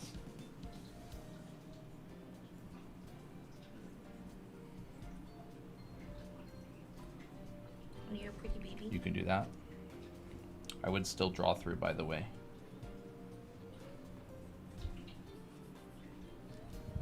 Okay, Azana? You can do that. Manipulated forms. Like, you can also go, from the center line and do this kind of stuff. This is a little bit more advanced. And then you draw ribs. This is more what you'd learn in, like, Scott Robertson book. Right? And then you can go... This is the hard part, by the way. Ooh, Andre, thank you for the heart me, and Sage, thank you for the heart me.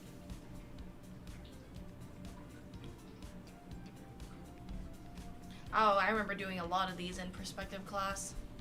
Right? There's, like, manipulating form. This is a lot of the time how you would draw stuff like, you know, reptile bodies and all kinds of stuff. And then what you can do is you could draw another form out here. Let's pull it out a little bit more.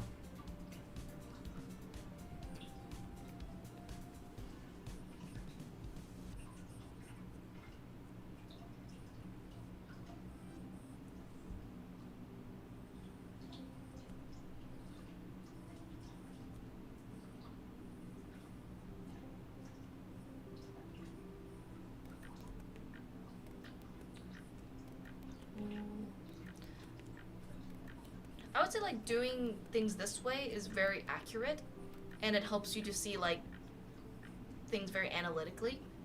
And I think as you do a lot of this stuff, you kind of learn it more intuitively and just understand like this is what a cross section of something looks like. Yeah.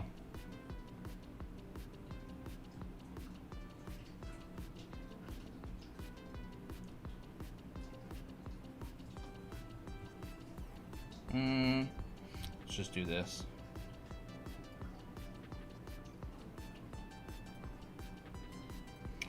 I'm gonna make the tail go a different way. How about this? We'll bring it off the ground. So this is how far it comes off the ground.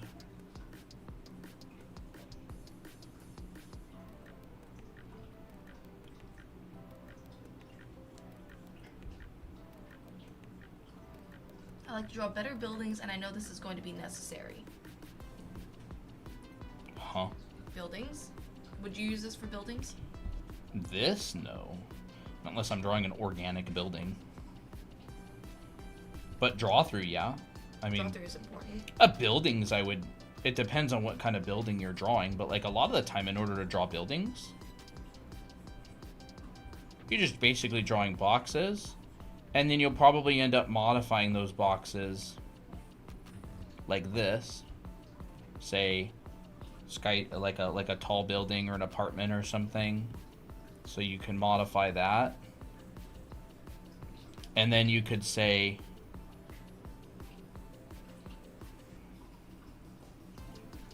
take out a piece that big.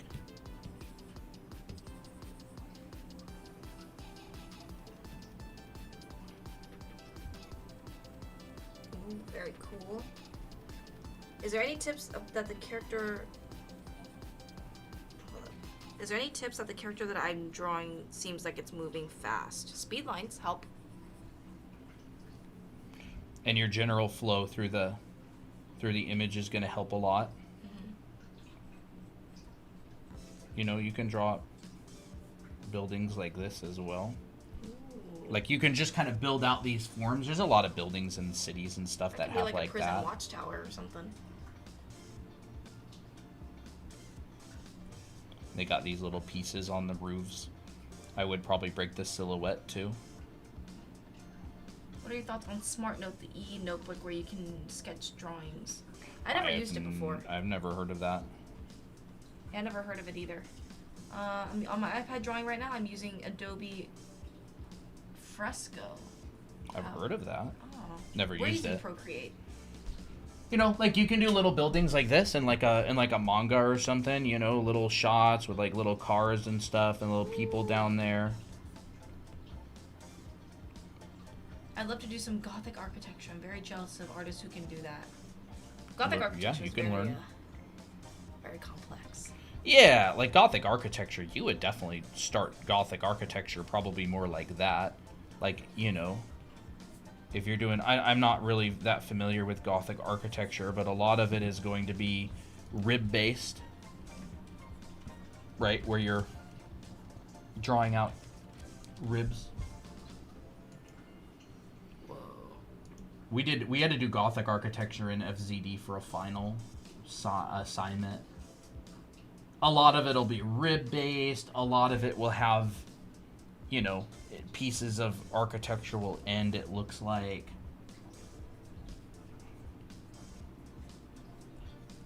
Peaks, like really sharp ones. You know, like that kind of stuff. They'll have a lot of like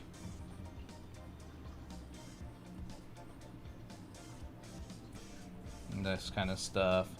I would do some Gothic architecture studies if you're on like a project, or if you want to do a story that has Gothic architecture. I would do a bunch of studies of real stuff. Hey Artemis. Luna Star says this. Yo, this is actually very peak. Awesome. Atari says, ooh, well, wait, I had to do something like this for my design class. This is explained a lot better, though. Oh, I appreciate See, it. like, what I'm doing is if I want to do, like, this sort of thing, right? What I would do is I would go, where do I want the point to end? I'll find the middle point of all three of these. I'll draw another line, and I'll just curve them all up like this. Draw myself little guidelines. It's like how Christina draws anime. Yes. Oh, what if you started drawing an anime head with Like that. And then I just push it in a little bit. Push it in that much. Push it in that much. Push it in that much. Draw down here. It's cute. Applejack's sleeping like upside down. He like a dead bug. Like a dead bug.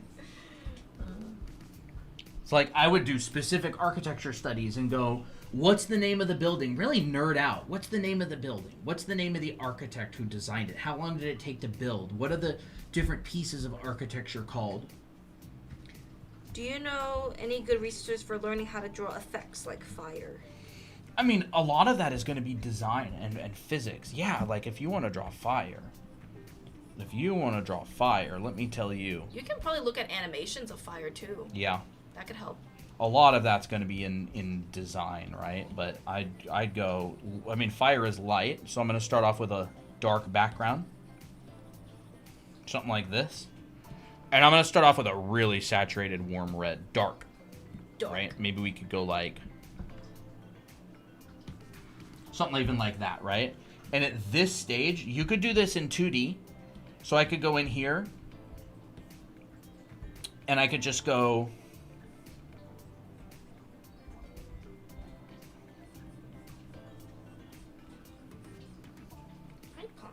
What's this? This feels like no, it's Poppy. Is it? Yeah. Right, you could go 2D and then like just like a line work, and you could do something like this. I'm just drawing like a dynamic shape. You can make it bigger. I'll just fill this in loosely.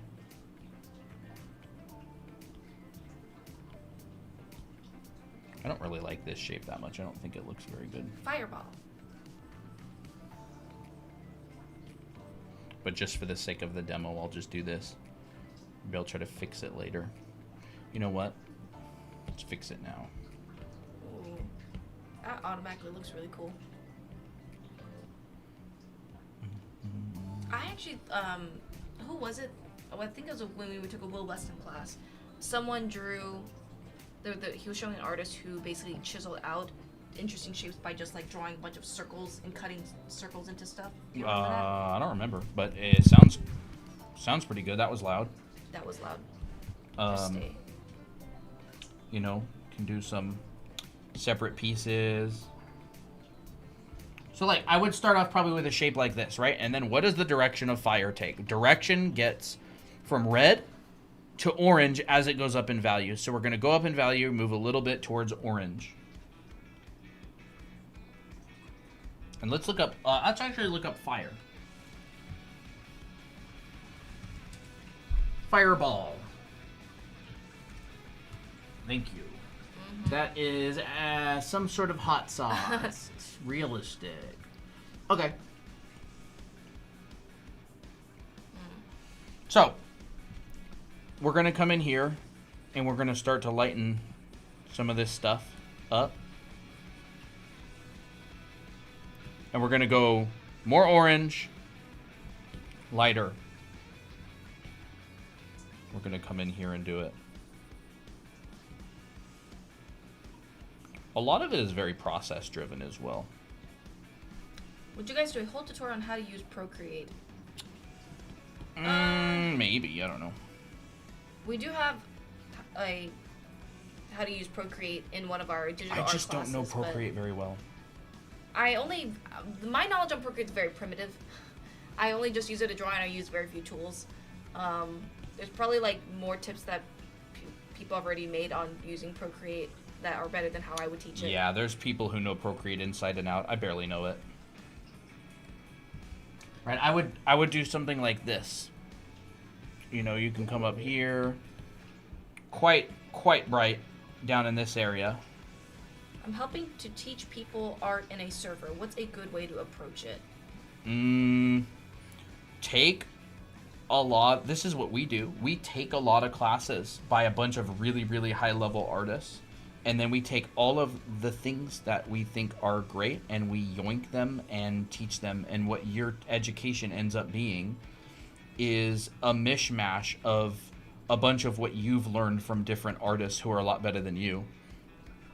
And that's how they learned. And you're kind of just carrying on that torch, right? That's what I would recommend. I'm going to make that even more orange. That's a crisp looking fireball. Yeah, like something like that. You know, if I did fire, it'd probably be along the lines of that, and then I'd probably make kind of like a red glow or something. Are these lessons recorded? I'm new here. Yeah, Yep. We have a YouTube channel. We're live there right now. Thank you. I've been trying to draw a character with fire powers, but I keep struggling with it. Yeah. Stuff like fire that's not like that feels more ethereal and also feels like not really It's like you can't really grasp it. It's kind of difficult. Fire travels in this direction, light-wise. It goes up through orange and into yellow. And then it travels up yellow. Like that. You basically go cool red on this side. Also, you can make blue fire. Blue fire will start in this direction. And it'll go and travel the opposite way, kind of like through cyan. Cobalt. Gets more cyan towards the...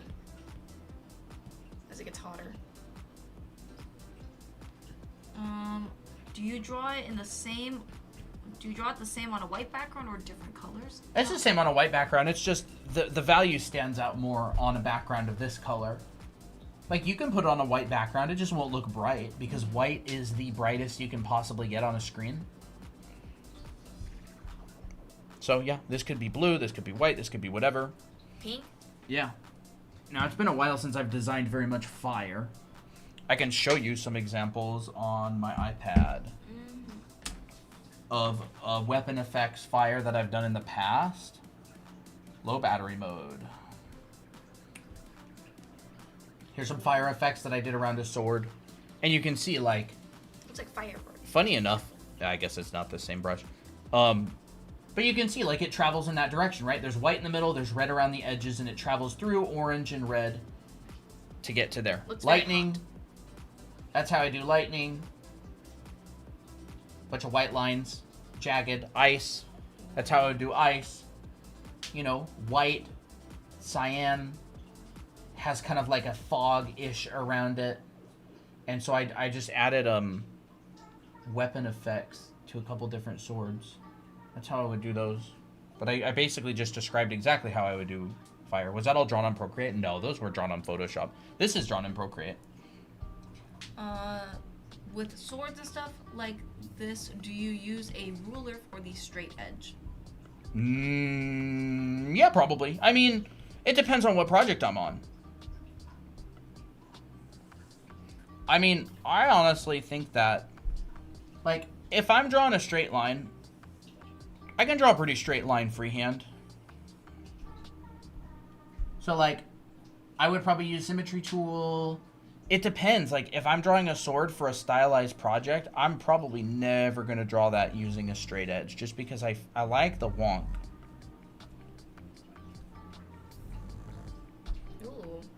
Right? I like the wonk. I like having it feel like it was handmade. Like there's some sort of... character to it. Yeah, like I like the character. I like the personality that you get from drawing things freehand.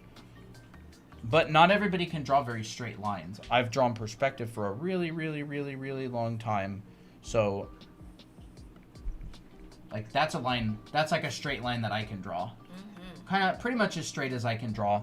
I could probably zoom out more and do something like that. Draw a little bit more of a straight Whoa. line. But, and I'm not... Resting my elbow on anything, so usually be a little bit straighter. But I like that personality. Is Photoshop a better app to draw, or is Procreate? No, I'm just used to it. I did concept art for a long time, and it's kind of industry standard because I did a lot of projects with like photo textures and 3D and all that kind of stuff. It's not at all a better program. It's just different. Casually flexes. Makes me want to draw. Makes me want to try a poison or some other type of element sword. That's fun. That's really fun. Is it possible to explain the box method people use for perspective and drawing anatomy? Box. If you're talking about like simplifying the body with boxes, Yeah, I mean, just gonna... Most people simplify the body into a box that represents the rib cage, right? And a box that represents the pelvis.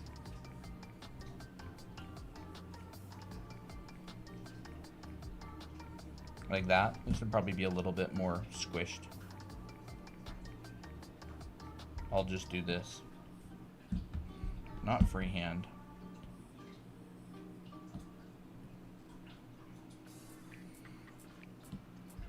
You know, and then they'll just go zoop, zoop.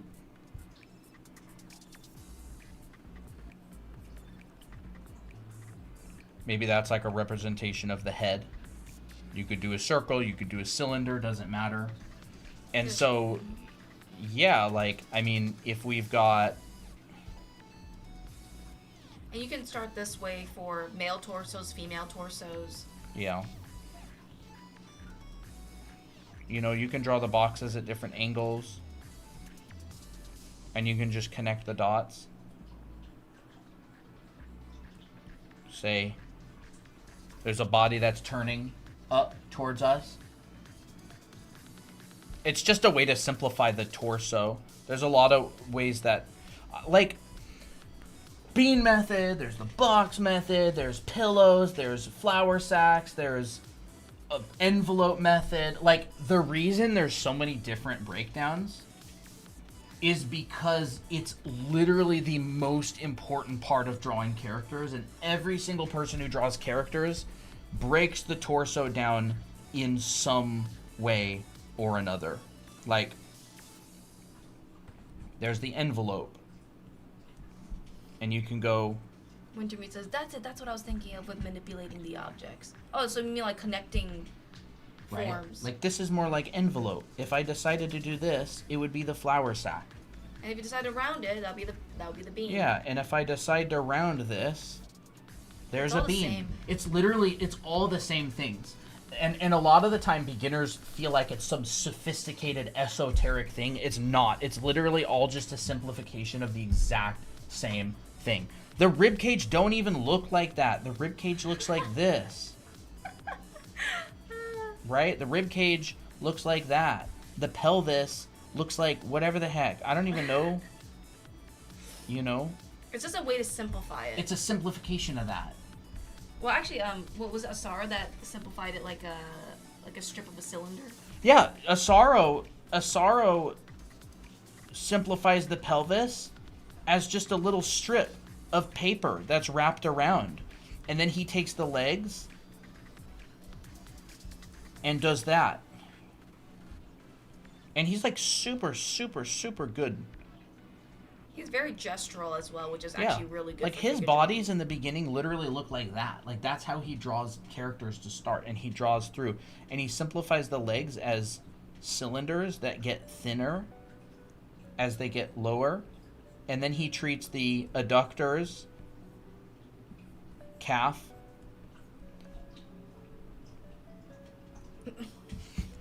He treats the adductors and calf as its own thing, right? And you could go, No more interrupting. I don't know.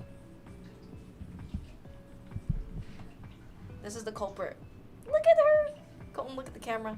He literally draws like noodle people like this. What? Look at the camera, or like look at the Oh, screen. that's funny. Yeah, you're the culprit.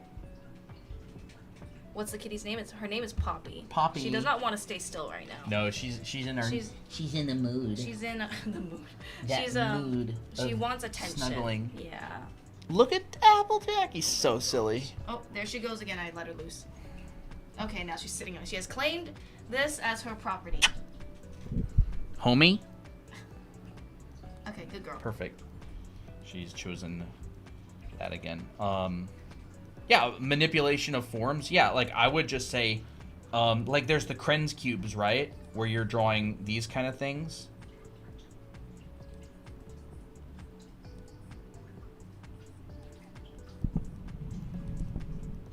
Ooh, you want to move that over? And we teach Krenz cubes a lot in these streams. It's so good for like just trying to draw perspective intuitively and just seeing the rotations of things. Yeah. Uh-oh. Uh-oh. She has returned. Why? It's good though. Excuse good though. me. Uh-oh, she's gonna resist. She's She's really resisting. There Okay, she good goes. girl.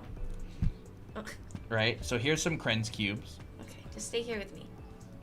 And this helps you, this is an assignment that helps you get better at rotating boxes. Krenz cube. So this is a method developed by Krenz Kushart, Krenz. And this is how he teaches perspective, because he saw a lot of students from the school that Colton went to. He's like, how are they so consistently good at perspective? And he's like, I gotta analyze it. So this is what he came up with. Yeah, so this is what the Krenz cubes look like. I'm just drawing them out really quick. Like a set of them. Yeah, you just want to be involved, right, Poppy? You just want to be involved?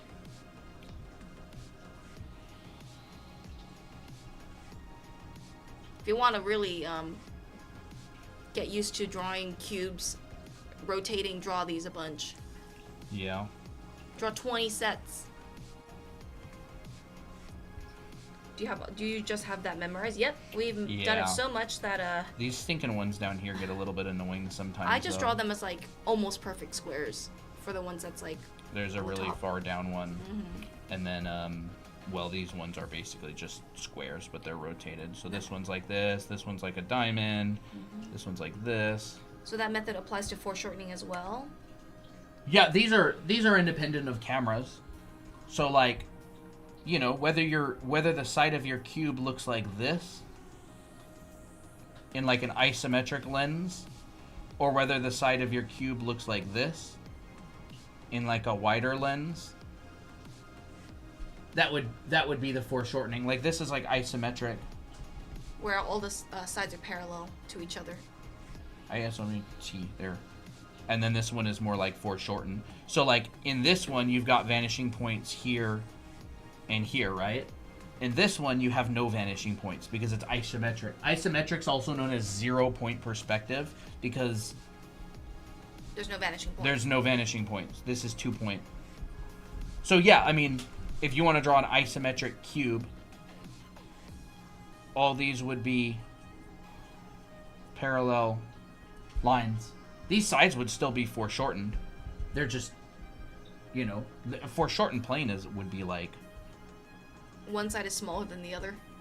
well, it'd be like it'd be going away from you, right? It's like, I mean, it's squished, even though one side's not smaller. Like that could be a square in perspective on the side, and this would be a foreshortened plane, even though it's not converging. That's true. But because it would be squished this way, like horizontally. But anyways, yeah. So these are Krenz cubes. So perspective is mostly like finding a vanishing point. Perspective is drawing something in 3-dimensional. Perspective is drawing things in 3D. It's like the representation of a 3-dimensional object on a 2-dimensional canvas is what perspective is used for. So no matter what you're drawing, if it exists in 3D and it's on a piece of paper, you're using perspective.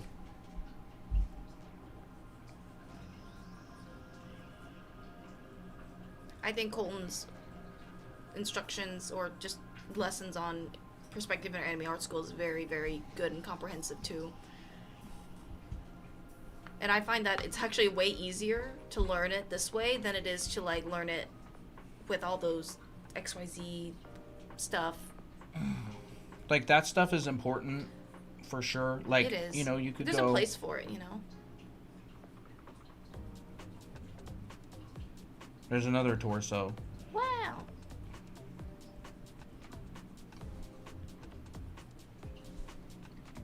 Whose videos did you say this helps? Whose videos? We have a bunch of videos on this. Yeah. I would also go ahead and give Gene a follow on YouTube as well. He has good content. Gene. He teaches this Bond art on. You can take a screenshot of that. He has a really good channel. He covers a lot of this kind of stuff. It's a little bit high level. You might find it a little bit dry, but it's very good education. It's better than you can find in almost any paid class. And I don't say that lightly. It's literally better content. Better education than you can find in almost any paid class that exists on perspective drawing on this guy's YouTube channel for free. This is a 5,000 by 6,000 pixel canvas. What canvas size do you normally use? I just answered that. 5,000. Oh, you did? Okay. What other topics do we want to cover today? I don't know. Let's look. I think it's on the other layers. What do I have with these layers? What the heck?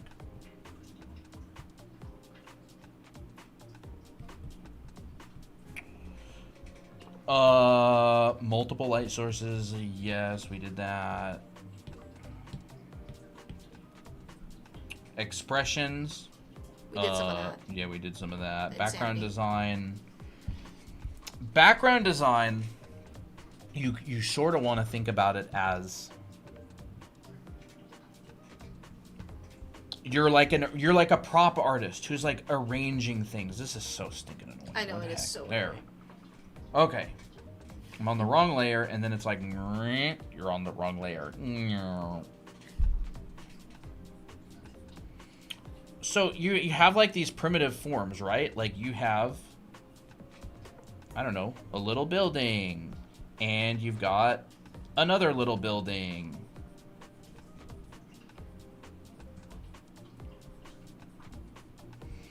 And, you know, maybe this building is like this kind of thing.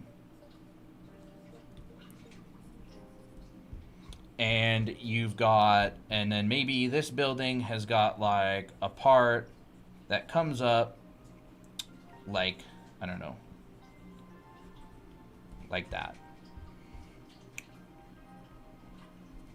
And you've got, I don't know, maybe like a standard house.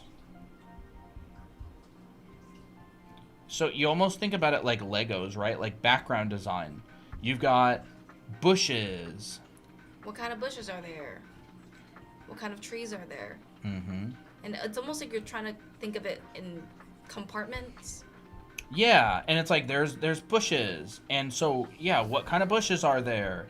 Let's just go, we've got some of these kind of bushes.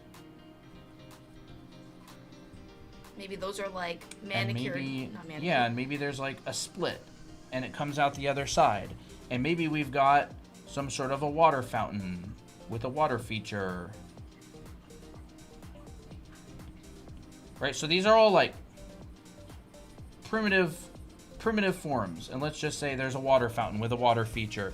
And so you're like arranging things, right? Like, okay, I've got this background and this scene and I want to arrange these objects in it. And I've got, maybe I'll make this a little bit bigger. All right, where's my horizon line? Am I looking up? Am I looking down? If I'm looking up, my horizon line's down here. If I'm looking down, my horizon line's up here. Maybe we'll put it like here. And so I like thinking in terms of, I've got this three-dimensional space here, right? Let's just say I got some mountains in the background. And there's this three-dimensional space. What am I looking at? Like, what do I want to tell people? What am I going to show people, right? So maybe I can go, I've got this thing here. All right. And how many windows did I give it? Two windows. And then let's say, you know, maybe there's another object in behind. Maybe there's some context. So it's like, okay, we got some houses back there. We got a house right there. Maybe we got like a trail that's going up to this thing. Maybe there's some like rocks. Well, something that he's doing is he's already basically designed or figured out what the buildings are going to look like, and he's just arranging things as he said earlier. So what people don't really understand in background design is they will try to design and make an illustration at the same time, which is why it's very difficult. Yeah, and so like maybe I'll put a building back there in the background, and then there's maybe like another thing, I don't know, back there. Come on. She's literally trying to fit her whole entire body On the in sketchbook. On the sketchbook. That is so funny. Right? And then maybe we got something back there, and then maybe we've got like a hill in the distance. And so like these buildings that I drew, like I'm not using those exact buildings. I'm just kind of like thinking geometrically like that's what I'm going for ish, right? And so, you know, maybe I put another object or something in front of this, and I don't even... Someone asked, does the horizon line have to be a line? No, it could be a curved line and a fisheye lens. I drew a fisheye. Where the heck was that? It's probably on a different layer somewhere. I don't have any idea where it was. I drew, no, your horizon line can get curved by the lens, but yeah, your horizon line is a straight line, but it can get distorted by a camera lens, right? If I want like a fisheye camera lens, my horizon line could be that. And then I could do something like this. Trips T says, that's literally my issue. That's why I'm struggling, because I'm designing and illustrating at the same time. Oh, yeah. Yeah, you're solving like hard, like rocket science level problems and all at once. So that's why it's very difficult. That's why drawing is one of the things that people don't understand, is because it takes a lot of practice to even just solve like a basic problem like anatomy and perspective and color theory.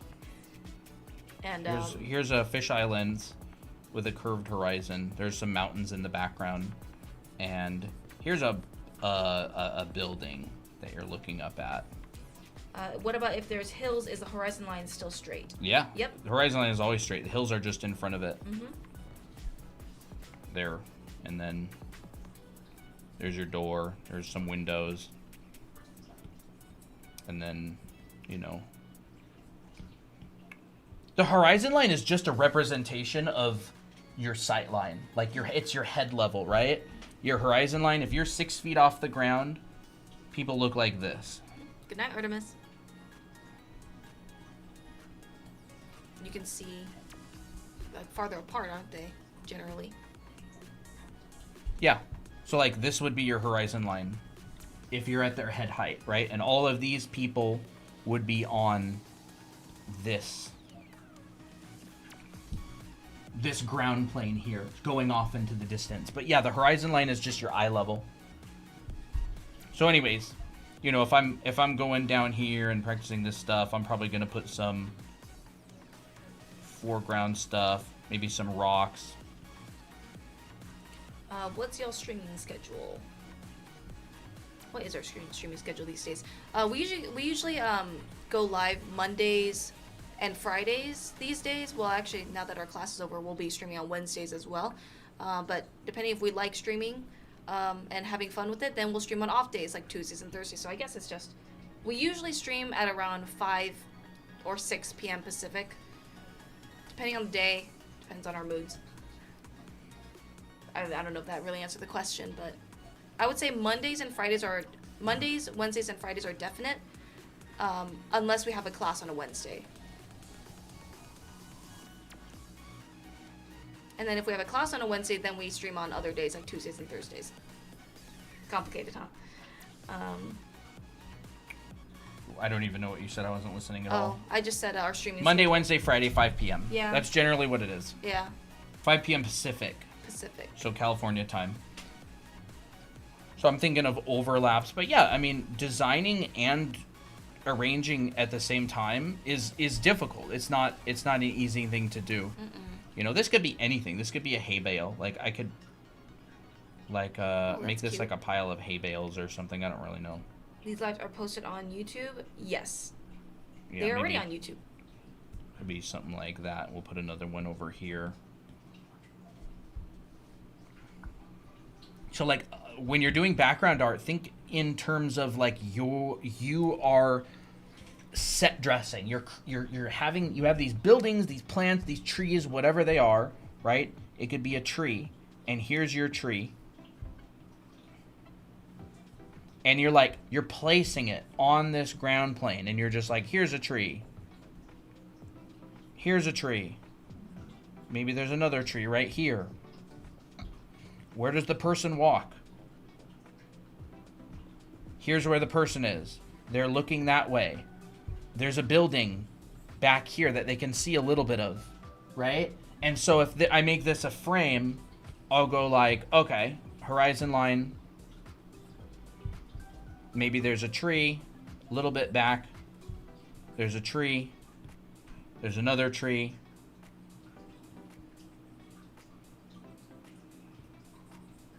There's that. Maybe there's some like bushes and stuff. Building back here. that I can see a little bit of. Maybe here's another tree. Right? It's like, I'm thinking in terms of like, what do I want to show? How do I want to arrange things? What can I see back here? Are there other buildings? Is it other trees? Is it a mountain? Is it a waterfall? Right? Like, you could literally go, oh, there's a waterfall back there. And like a cliff. Like, that gives you a total different vibe. Clouds. And then I would block this out, like, value-wise to make sure it's working.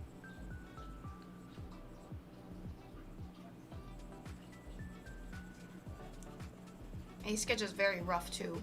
It's not polished at all. But like that's kind of the point. Is when you're just figuring things out, keep things loose so that you're not like, so you're not like too stressed about it. Thank you for answering my questions and stuff. I'm going to try practicing. Do it. Awesome. You're welcome. Ooh, that's nice. You know, maybe I'll just do something really simple like that. And then that would be my thumbnail sketch. And I would probably redraw this. And now that I kind of have that phase of the design out of the way, I would probably just redraw it from scratch and start thinking more in terms of like, okay, so we've got this building back there, and what does it look like? And then, I don't know, it's a little bit close.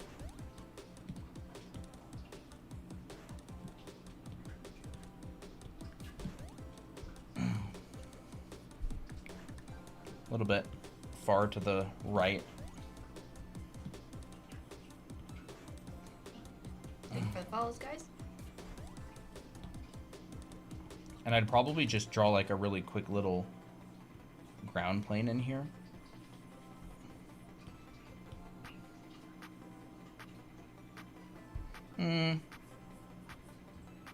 Maybe a tree there. I'm definitely thinking like we're not going to see the sky up here, so the tree is going to hit, you know, that.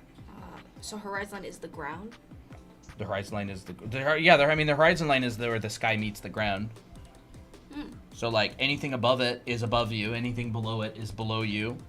Right? If I've got a horizon line and there's a cylinder above it, I'm going to see the bottom of it. If there's a cylinder below it, I'm going to see the top of it. Oh, it's where the sky meets the ground. Yeah, it's going to be where the sky meets the ground. Even if you're in an airplane and you're above the clouds, like if I'm in an airplane and I'm above the clouds look like this. Right? They're like this. So those cylinders are way floating up in the air. But yeah. Yeah, and I'd come in here and think in terms of that sort of thing. I might even go, oh, I'll move the ground. Give some elevation change.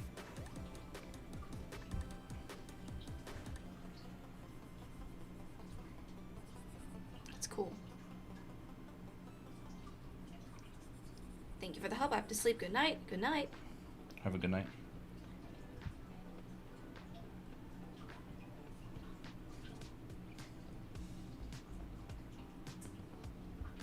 I'd just do a bunch of different thumbnails and stuff.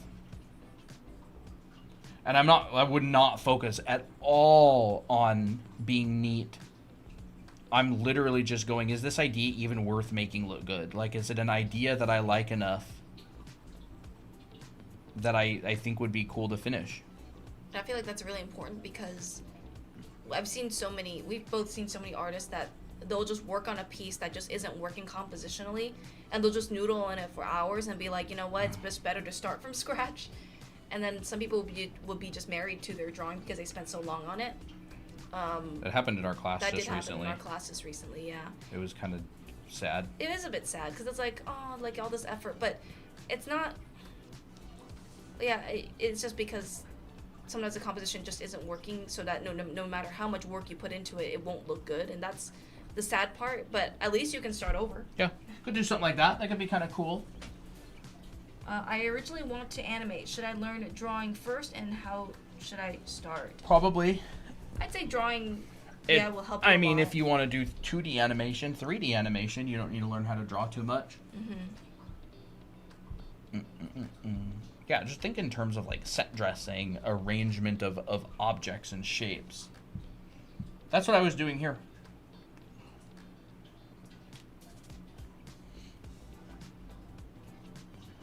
That's what I was doing with this one, right? Simple, very, very simple graphic. And then nighttime, daytime, they both work. The night, that's not the most up-to-date nighttime one. This is. One's so pretty. Hold up. Discord sucks. Okay. Yeah, like that. Really, really rough. But you can see that those same shapes are in there. Same with this one. Same shapes are in there. It's basically the same shot. One's lit daytime, one's lit nighttime. Where's the horizon line in that drawing? That's right here. It's like right here. Where the sky and the ground meet. Yeah. It's buried back behind the mountains and rocks and stuff, but it's right there. Hey, And- Mick? Yeah.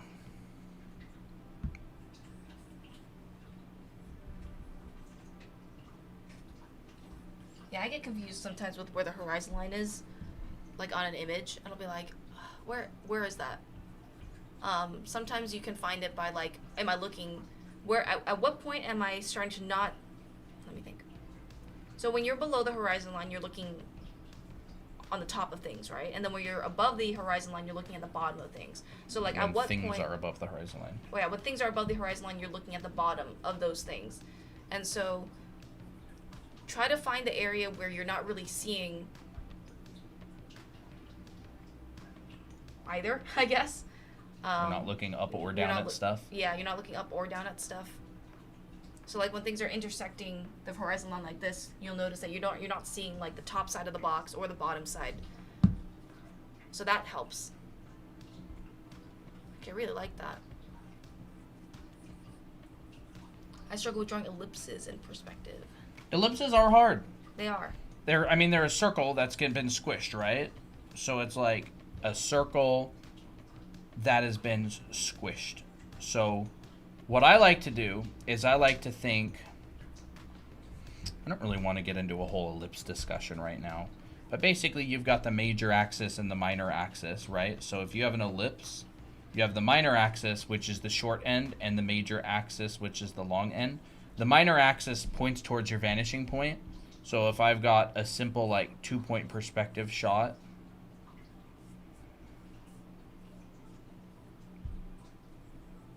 your minor axis will point towards the vanishing point. So if I were to go and I were to stand here and look through this like it's a tunnel, right? I would be looking at the vanishing point that the minor axis points towards.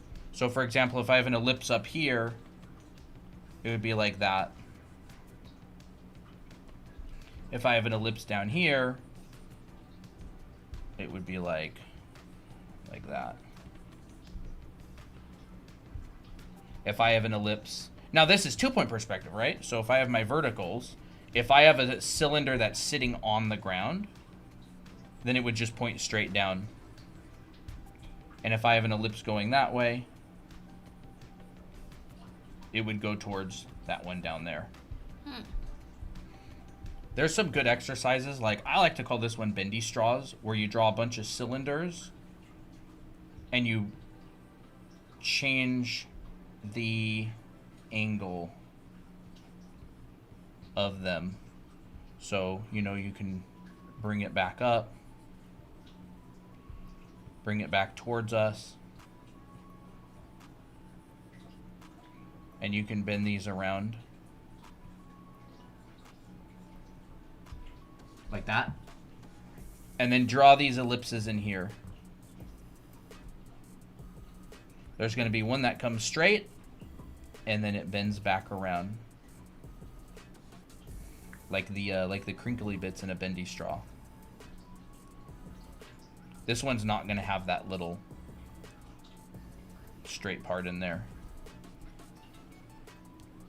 I'm learning the Riley method. Oh, fun. Nice. The Riley Software rhythms. The software is Procreate. Yeah. That's a really good exercise for getting better at ellipses. I would even say just drawing two lines and going Making it more like a circle as it gets towards like the front view. this is good to do a good practice. Of course, I'm kind of doing it fast. So as You know, you're And you can go to a circle, Mm-hmm. and then you go all the way back. So, and then you go all the way back on the other side. There's a lot of ellipse practices that you can do. That's a couple, let me think. My drawing teacher makes us draw so many wine bottles. I'm tired of ellipses. Wine bottles are fun.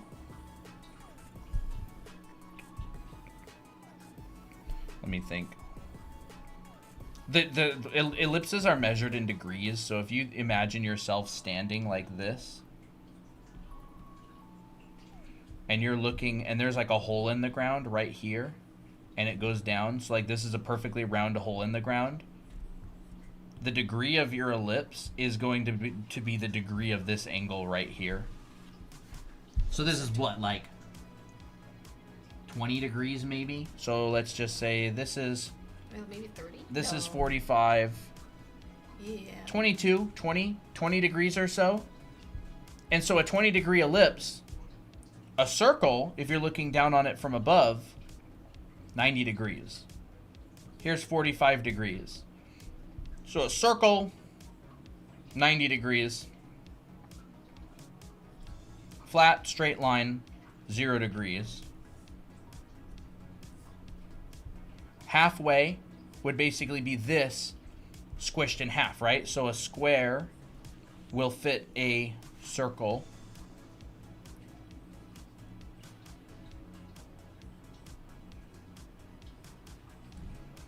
If you divide this in half and you go 2 squares, then this in my mind would be a 45 degree ellipse Oh. because it's half. And then if you That's split this in genius. half again, That's that'd be 4 squares long. 22.5?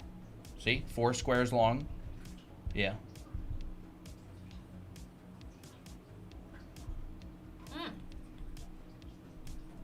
I never even thought about that. That's really cool. This is a little bit shorter than 45. It'd be a little bit higher. So I like to think in terms of that. And then I go, what angle am I looking at this from? So this ellipse would kind of look like... sort of look like that. If I am this person and I'm looking at that hole in the ground. Can you do room perspective? Room perspective? Do you mind drawing a room in perspective? A room is just the inside of a box. So if you want to draw a room... Look, all 3 kitties are here. Toby's here too. Yep. Just draw a rectangle. Decide on a horizon line. Vanishing point. Here's a room. Hey. There's the inside of a room.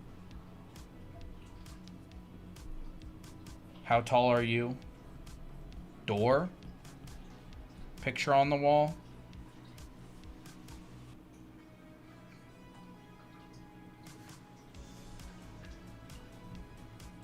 TV. Like A that. little motel room.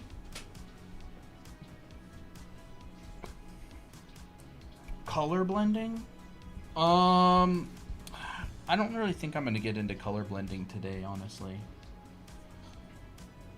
I mean, you know, you can do the inside of a room as well. You can draw a line. Well, horizon line, vanishing point, vertical line. That's your back corner of the wall. There's the wall. There's another wall. The 45-degree box. Or Yeah, half an that would be a 45-degree angle of a room. Maybe we're taller this time.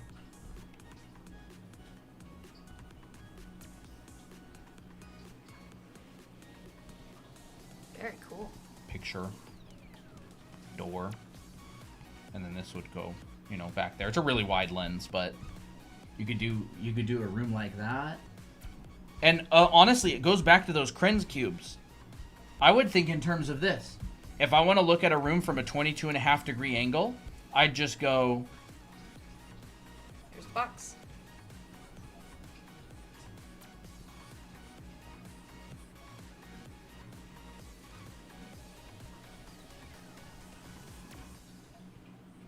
There's a room that I can draw the inside of now.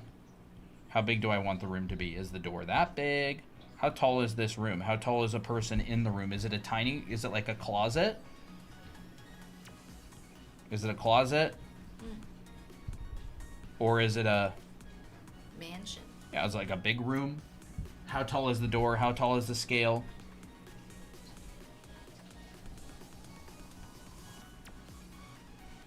And you just make sure that your furniture matches the grid for the most part, unless you're like rotating it. Yeah, I would set a scale.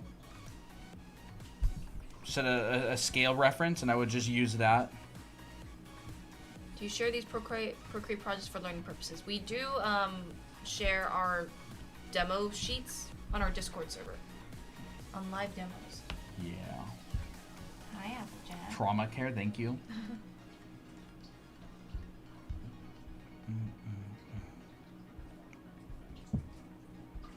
Buildings.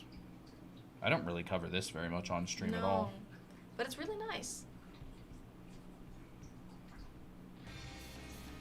Hey, I mean, this could easily be like a mecha lizard.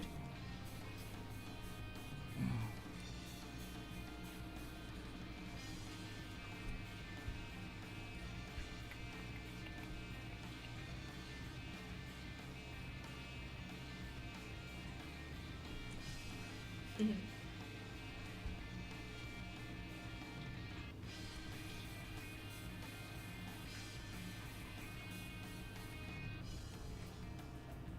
lizard.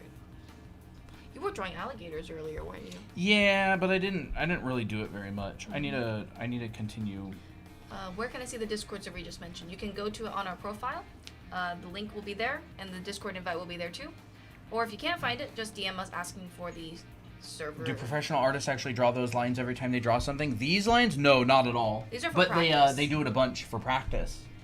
All the time for practice. But no, not a lot. Like, I mean, if you're drawing a head, most professional artists, if they draw like a head or something, like they focus a lot on the two-dimensional design. Like this. And then they'll, you know, maybe drop a center line in.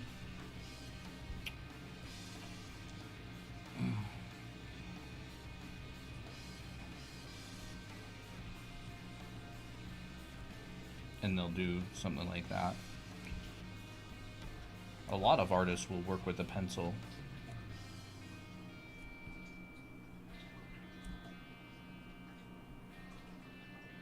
It's keeping that same concept in mind, though, with the center line and everything. Yeah, I'm thinking of the form. Like, I'm really, really, really thinking about the form of this. Like, I'm going, in my mind, I'm doing that.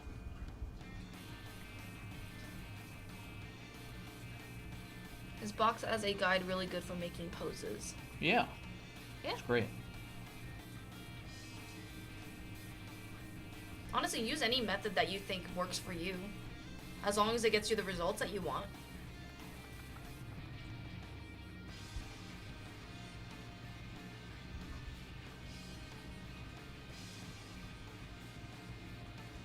Will you guys still make shorter videos or cut your live videos into parts for separate lessons?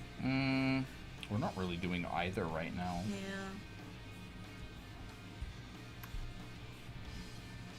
But yeah, most, like, this is more for demonstration purposes. They'll do short, like, this already is very shorthand. I'm not doing any of these calculations where I'm turning this into a box.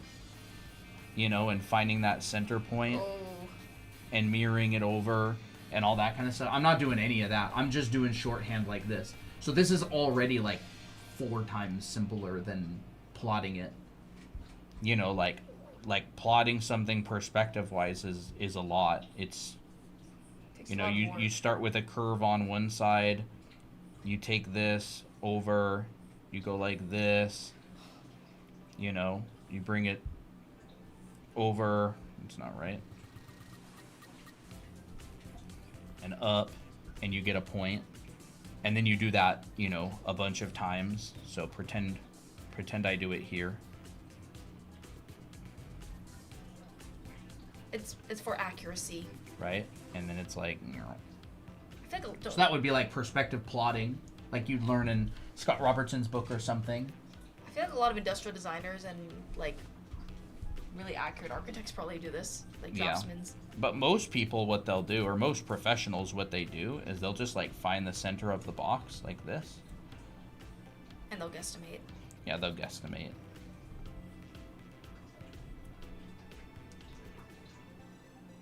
Like as long as it looks generally right to the point where like people don't really question it, then it's successful. Yeah. They'll guesstimate that sort of thing.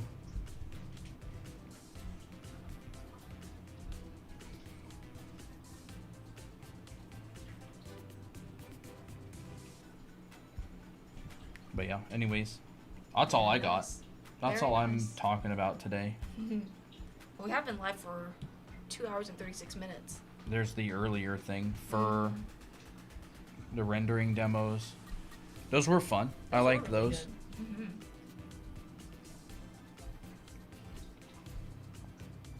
Fluffy. Fluffy. But there you go. You can talk about whatever you want to. We'll see. Yeah. Switch spots? Sure.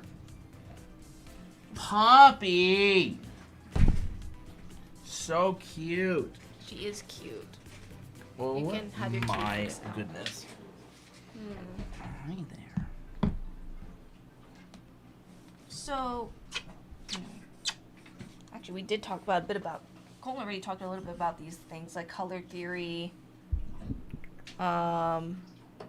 I think drawing without reference is actually a really fun topic to talk about. I think it's more about something to talk about rather than something to really demo. June is being rendered. Awesome. I can't wait. Yay! I think how to make an OC or make an original character sounds fun to do. Let's say drawing without reference is a pretty good topic. I think I like that too. So, let me think. Let me just merge all this together.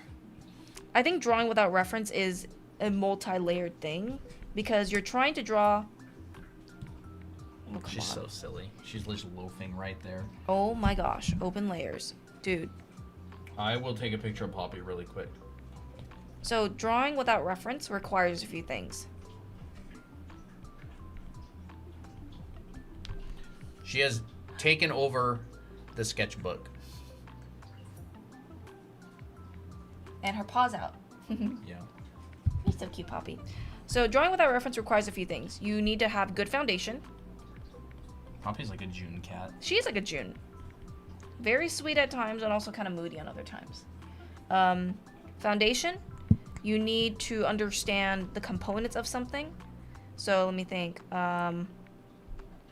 Memorizing certain things. Memorization. I would say actually these two is the main thing with drawing without reference. So if you don't have either of these, it's really hard to draw without reference. I've drawn so many people with reference, so that trains my foundation. And as you draw things, a lot of times you will be able to memorize it. So that's how you're able to draw things without reference, right? If I don't, let's say if I have the foundation, like I generally have pretty good foundation, I can draw. If I tried hard enough, I can draw a good amount of things. But if I don't know what something looks like, I cannot draw without reference. So if you tell me to draw a car from memory without reference, all I'm gonna give you is this.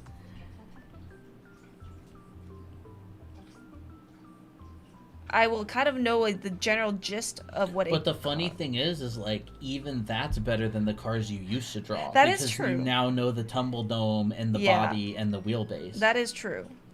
That is true. Let me see. The wheels go inside here, and I would not be able to draw this without some breakdown of cars. Like this is what I got for you for a car. There's obviously things that are a little bit off, like proportional wise, it's you know, maybe some things could be scaled up or scaled down. There's obviously a lot of missing details. Like if I were to go into the details, it'll be like, okay, I know that there's some headlights here. And maybe there's like some kind of thing in front. Was like a guard or something? I don't really. A bumper? Yeah. See, I don't even know the terms. I know that there's something that goes around the wheel, and there's a door. There's like generally like a 4-car door, right? 4-car vehicle. So, and then there's generally some kind of bump for the headlights. So that's kind of like a general idea of what a car looks like in my head without reference. So reference is there to help you fill in the gaps of what you normally don't know or can't draw. But you don't need reference for absolutely everything. Like if you generally know what a car looks like and you can draw a car pretty well, you can kind of draw something from imagination. You don't need exact reference for everything. But if you want to learn something, then yes, have reference. Can I keep drawing with references? I feel like I can't draw anything without it. That is totally fine. I think, for me, my idea is draw without reference. Sorry. Draw with reference a lot of times, and then try to draw something without it, and see how much you can memorize. Because if you only rely on reference too much to keep drawing, then you won't really train your memory. So maybe pull up a car or something, some random car, I don't know. Or even a building, I don't. Poppy's blocking me. What are you gonna do? I just want to draw something. What kind of car? There's Um, a million different kinds of cars. just pick one, I guess. Maybe a Jeep. A Jeep Wrangler, I don't know. Like an old Jeep or something. Sounds kind of fun. Old Jeep. Yeah, that sounds like fun. a Willys Jeep or something. Yeah. Okay. So if I want to analyze something, I would be like, okay, I know that a Jeep is basically a box, and I'll gauge how thick my box is, and I'll start very, very simple. I know that there's one main box for the body. It's pretty long and It thin. is pretty long and thin. So like right now I made it like way too thick. So like this, I'll start off with as my best guess for now. And you generally draw a bunch of these from a bunch of different angles. Yeah. And I wouldn't really even attempt drawing things without reference unless you have foundational training. Yeah. Like you want to study foundation for sure. I don't know why you're choosing vehicles. I to don't know. draw. Maybe I shouldn't have done that. I'll choose. How you would study something? Yeah, maybe? how I I don't would care. study. Yeah. Would you rather have this image? I think that I'd rather have that image. That's easier to see. I guess I'm doing this because I don't draw cars very often, and it's hard for me to draw without reference. So that's why I'm like, I'll choose a car because I don't draw those very much. I can draw people without reference very easily, but stuff that I'm not familiar with, like vehicles or buildings, I need more reference and I have to rely on it. So like I would break it down. There's something on the top that sticks out, and I'm basically building it from very primitive forms like this, just to get something in. I know that there's like a cut in here. There's the trunk, there's the back. Actually, this needs to be a little bit longer. For now, I'll do this. Quite a bit longer. Quite a bit longer, Well, I think the body overall needs to be thinner. okay. Not that way. Oh, okay. Like this way. Yeah. Okay.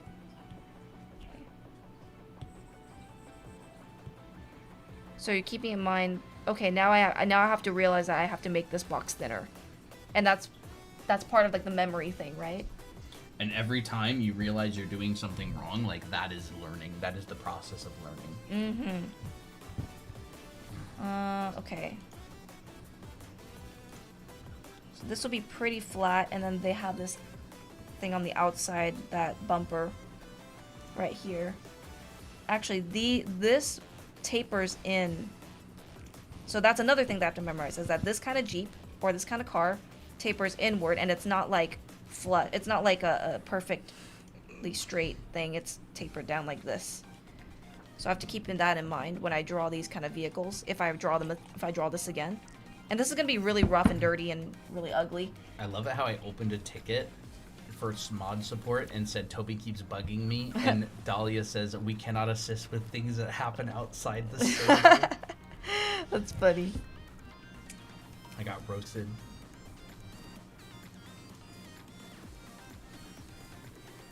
Right, and then here's the wheels. This is horrible, but it's whatever. I'm gonna just risk it for now. Yeah, like it would be a process of this, and you draw this like 50 times or whatever. Yeah, and we should have a really long stream that goes all day, where it's just like you drawing cars all oh my day. gosh, that would actually be so helpful for me. And then a stream where I just draw like, I don't know, like reptiles or cats or something. Like a all visual day. library stream. Yeah, That I sounds would do a visual fun. library stream. What about you guys? Would you guys be interested in that? That will help us both practice drawing things that we're not used to. Like, this is horrible. This is only my first drawing, and I'm like, crap, but that's part of the learning process, right? I'm not trying to prove to people that I can draw a great car, but this is the step to drawing cars better from memory. Yeah. So I will have to draw this probably like 100 times in order to draw this without reference, right? But this is a good learning process. So I'm like, okay, I kind of get the general forms. It sucks right now, but the more I draw it, the better it'll look. The wheels are actually pretty big. And then, let's say I will now draw it without the reference. Or let's say I'll do this 50 times and then pretend I drew this 50 times and now I have to draw it without reference. Well, now I'm like, okay, now I know that this Yeah, is the you're basic pulling. forms. You'd be pulling on that, and you'd Yeah. go, like, you'd look at images and go, how many wheels apart are the tires? Mm-hmm. Like, I would, you'd measure, and you'd go, okay, I know that it's this many wheels apart. Like, there's 1 wheel, 2, 3. They're pretty big tires. And right now, I actually cannot physically draw this without reference because I'm like, I have no clue. So Yeah, you haven't drawn it. I haven't enough. drawn it enough. So I wouldn't even try. I Yeah. would just draw it more times. Mm-hmm. I would just draw it more times, yeah. Drawing something 50 times over would be torture for me. Drawing something 50 times is like, 50 is not very many. 50 is not many. Like, if you want to draw, especially for a living, it's like saying, I want to drive for a living. Oh my gosh, driving 100 miles will be so hard. And it's like, then why you want to drive for a living? Yeah. I don't know if you want to draw for a living or not, but like, I do hear it a lot. People are like, oh my gosh, I want to do nothing but draw for a living. And then when you tell them to draw, they're like, what? I have to draw this 100 times? That's part of the job. That's part of what makes you, be a good artist. So, Poppy, like, are you let's say, giving yourself a bath? Why are your foot pointed that way? that's cute. Why'd she do that? Let me look. No, but I understand that too, because, like, I even get like that. I'm just like, I have to draw this vehicle 50 times. Poppy always points her feet random directions. That's like me when I walk, I'm duck-footed. Is it mentioned the same way as studying someone's art style? Yeah. Yeah, I mean, If you break walk... it down analytically. Mm-hmm. But, like, again, foundation. Foundation. Like, you have to have drawing foundation. No amount of trying to study someone's art style is going to teach you the basics of drawing and design and composition. It's like you gotta study foundation, basic form drawing if you want to get good, if you want to get anywhere. So, like, if I were to draw this with reference, and my purpose for the reference is to understand the planes of the body more. So, like, I want to memorize how the abs go over the form of the belly, how the rib cage is simplified and stuff. And this will take me a few times to get used to, but because I know foundation, it's going to be easier. Foundation is actually what makes everything easier for you to break down and draw from reference. So, like, if you know how to draw There's basic... Poppy. There she is. Good girl. Go and sleep there. She sniffs. Does she lay down or does she leave? Looks like she's gonna settle for a little She's bit. sniffing still.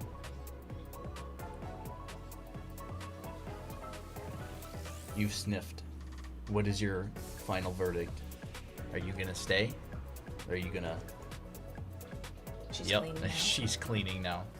I'm so confused. Currently, I'm learning Riley methods, but should I learn to draw figure with cubes or oval? Riley method? There isn't... I mean, I may be mistaken, but isn't the Riley method just a set of rhythms? They're just set of curves? Like a set of rhythms that you can follow the lines of and the forms of the face along.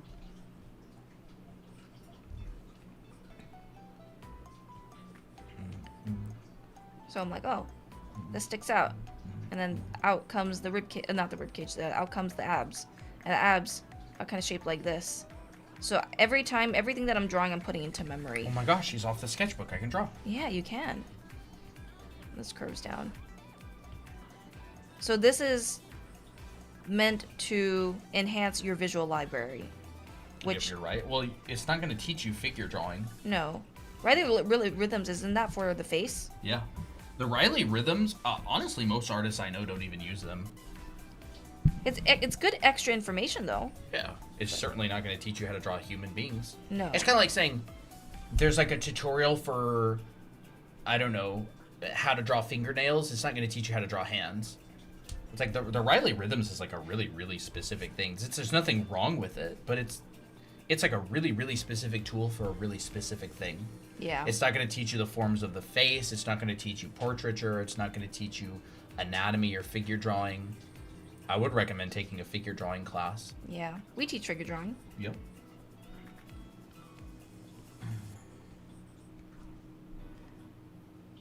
So I'm like, okay, there's my attempt with reference. I would do this a few more times. But since I know how to draw the human body pretty good, everything that you draw with reference is more information added to your brain. So you're like, okay, I can take from all my drawing experience and continue the same process. It's almost like memorizing a mini game and how to solve it. You have to play it a few times in order to get it. And that's how I like to try drawing without reference. Each thing is like a challenge, right? You draw something with reference so much so that you don't have to do it with reference. Maybe I'm going on and on too much about this, but...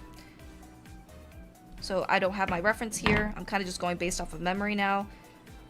And expect mistakes is not going to look good for the first probably 1,000 times if you're a beginner.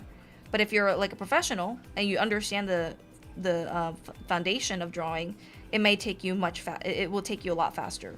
It'll take you a shorter time to learn something.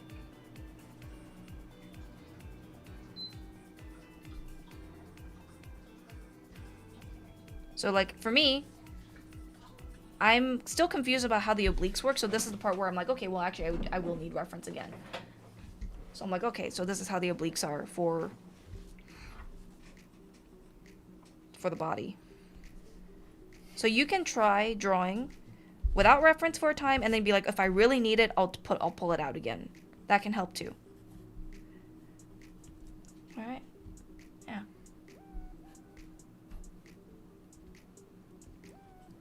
Sometimes I feel that way, but I still love art. That's great. You're right, so what should I do?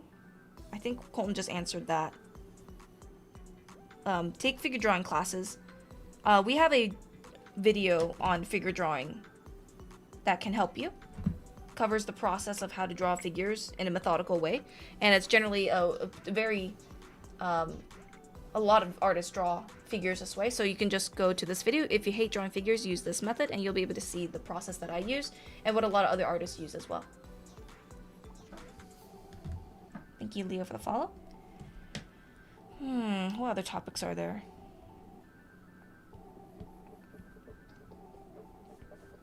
I don't know. You want to wrap up? Yeah, I'm happy to wrap up. So, we are going to be streaming a long stream on Saturday, August 30th. It's going to be 10 hours long. There's going to be a challenge that's going to be announced on stream, and there will also be a giveaway. There's going to be some prizes, so make sure you show up and get ready to draw during stream. So bring your tablet, your computer, your sketchbook, whatever, during the stream. And make sure that you are available on Saturday, August 30th. We're going to start streaming at 11 a.m. Pacific, and we're going to be streaming all day, and it's going to be really fun. I'm really excited for that. Yes, because we're running a promotion, 20% off on our anime art school. So if your goal is to make your own webcomic or manga, and you want to learn those pesky foundations and you've watched like YouTube videos and jumped around from tutorials, but you feel like you don't really understand, you know, the path, then, you know, we built this actually for you. Like, this is a program. It's kind of like a college. You can go through it at your own pace. It's huge. There's a whole bunch of classes on stuff like figure drawing, perspective, anatomy, backgrounds. And these are some images from the class. There's an entire anatomy class, an entire costume drawing class. There's a class on introduction to digital art, teaching you how to use art programs, perspective. It'd basically be like trying to describe an entire college. There's a whole perspective or advanced character design class. A lot of different stuff. You'll learn how to make illustrations. You'll learn how to do all that kind of stuff. It's very organized. There's lots of homework to help you get better. Lots and lots and lots and lots of live content and demos. And there's some background stuff. I don't really know what Christina's jumping around to. Oh, I'm just showing trying to people follow along. I'm just showing people all the work. Yeah, that you do. there's a lot of stuff. Yeah. Clothing, costumes. Yeah, this is the clothing process. Rendering, colors, color theory, backgrounds, lighting, moods, all that kind of stuff. So if you're interested in that sort of thing, you can head over to drawanime.com. Yes. Drawanime.com, and you can check out the Anime Art School. It's going to be the yellow button. You can also find the Discord server. It's absolutely free. The brush. You can hang out, draw with people. Yes, the brush that is used on stream is completely free as well. You can find all of this stuff on there. And we are going to be streaming this Saturday all day for free, and it's going to be a lot of fun. So, yes. I have your Udemy course. Oh, thank you. This is way more Anime updated. Con on Saturday. Oh. Ooh, interesting. But yeah, we'll have everybody in the Discord server know.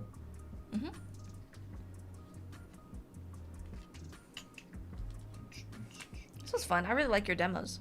Very nice. I like this.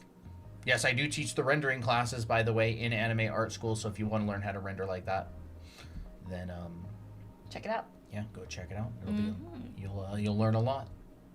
Have a great night, everybody. We will see you. What is it? Monday? Today is Monday. Wednesday? We'll probably stream Wednesday. Yeah, we'll probably see you Wednesday. However, there is going to be. I got an email from Robert Lemler. He said there's going to be 2 free sessions on September 3rd and September 10th. Are those Wednesdays? Yeah, I think those are Wednesdays, yes. The 3rd is a Wednesday, so we're probably not going to be streaming on Wednesday the 3rd or Wednesday the 10th. It's my birthday. Yes, it will be. Because we're probably going to go there because I want to do that. But anyways, have a great night, everybody. And I'm going to go work. I'm going to go do some work stuff. So maybe I'll do some painting or something. Sounds good. All right. Bye-bye, everybody. And Lau, I'm looking forward to seeing June. Are you finishing that up tonight? Or are you probably going to do it tomorrow or what? Anime Con. Okay, good night, Katsua.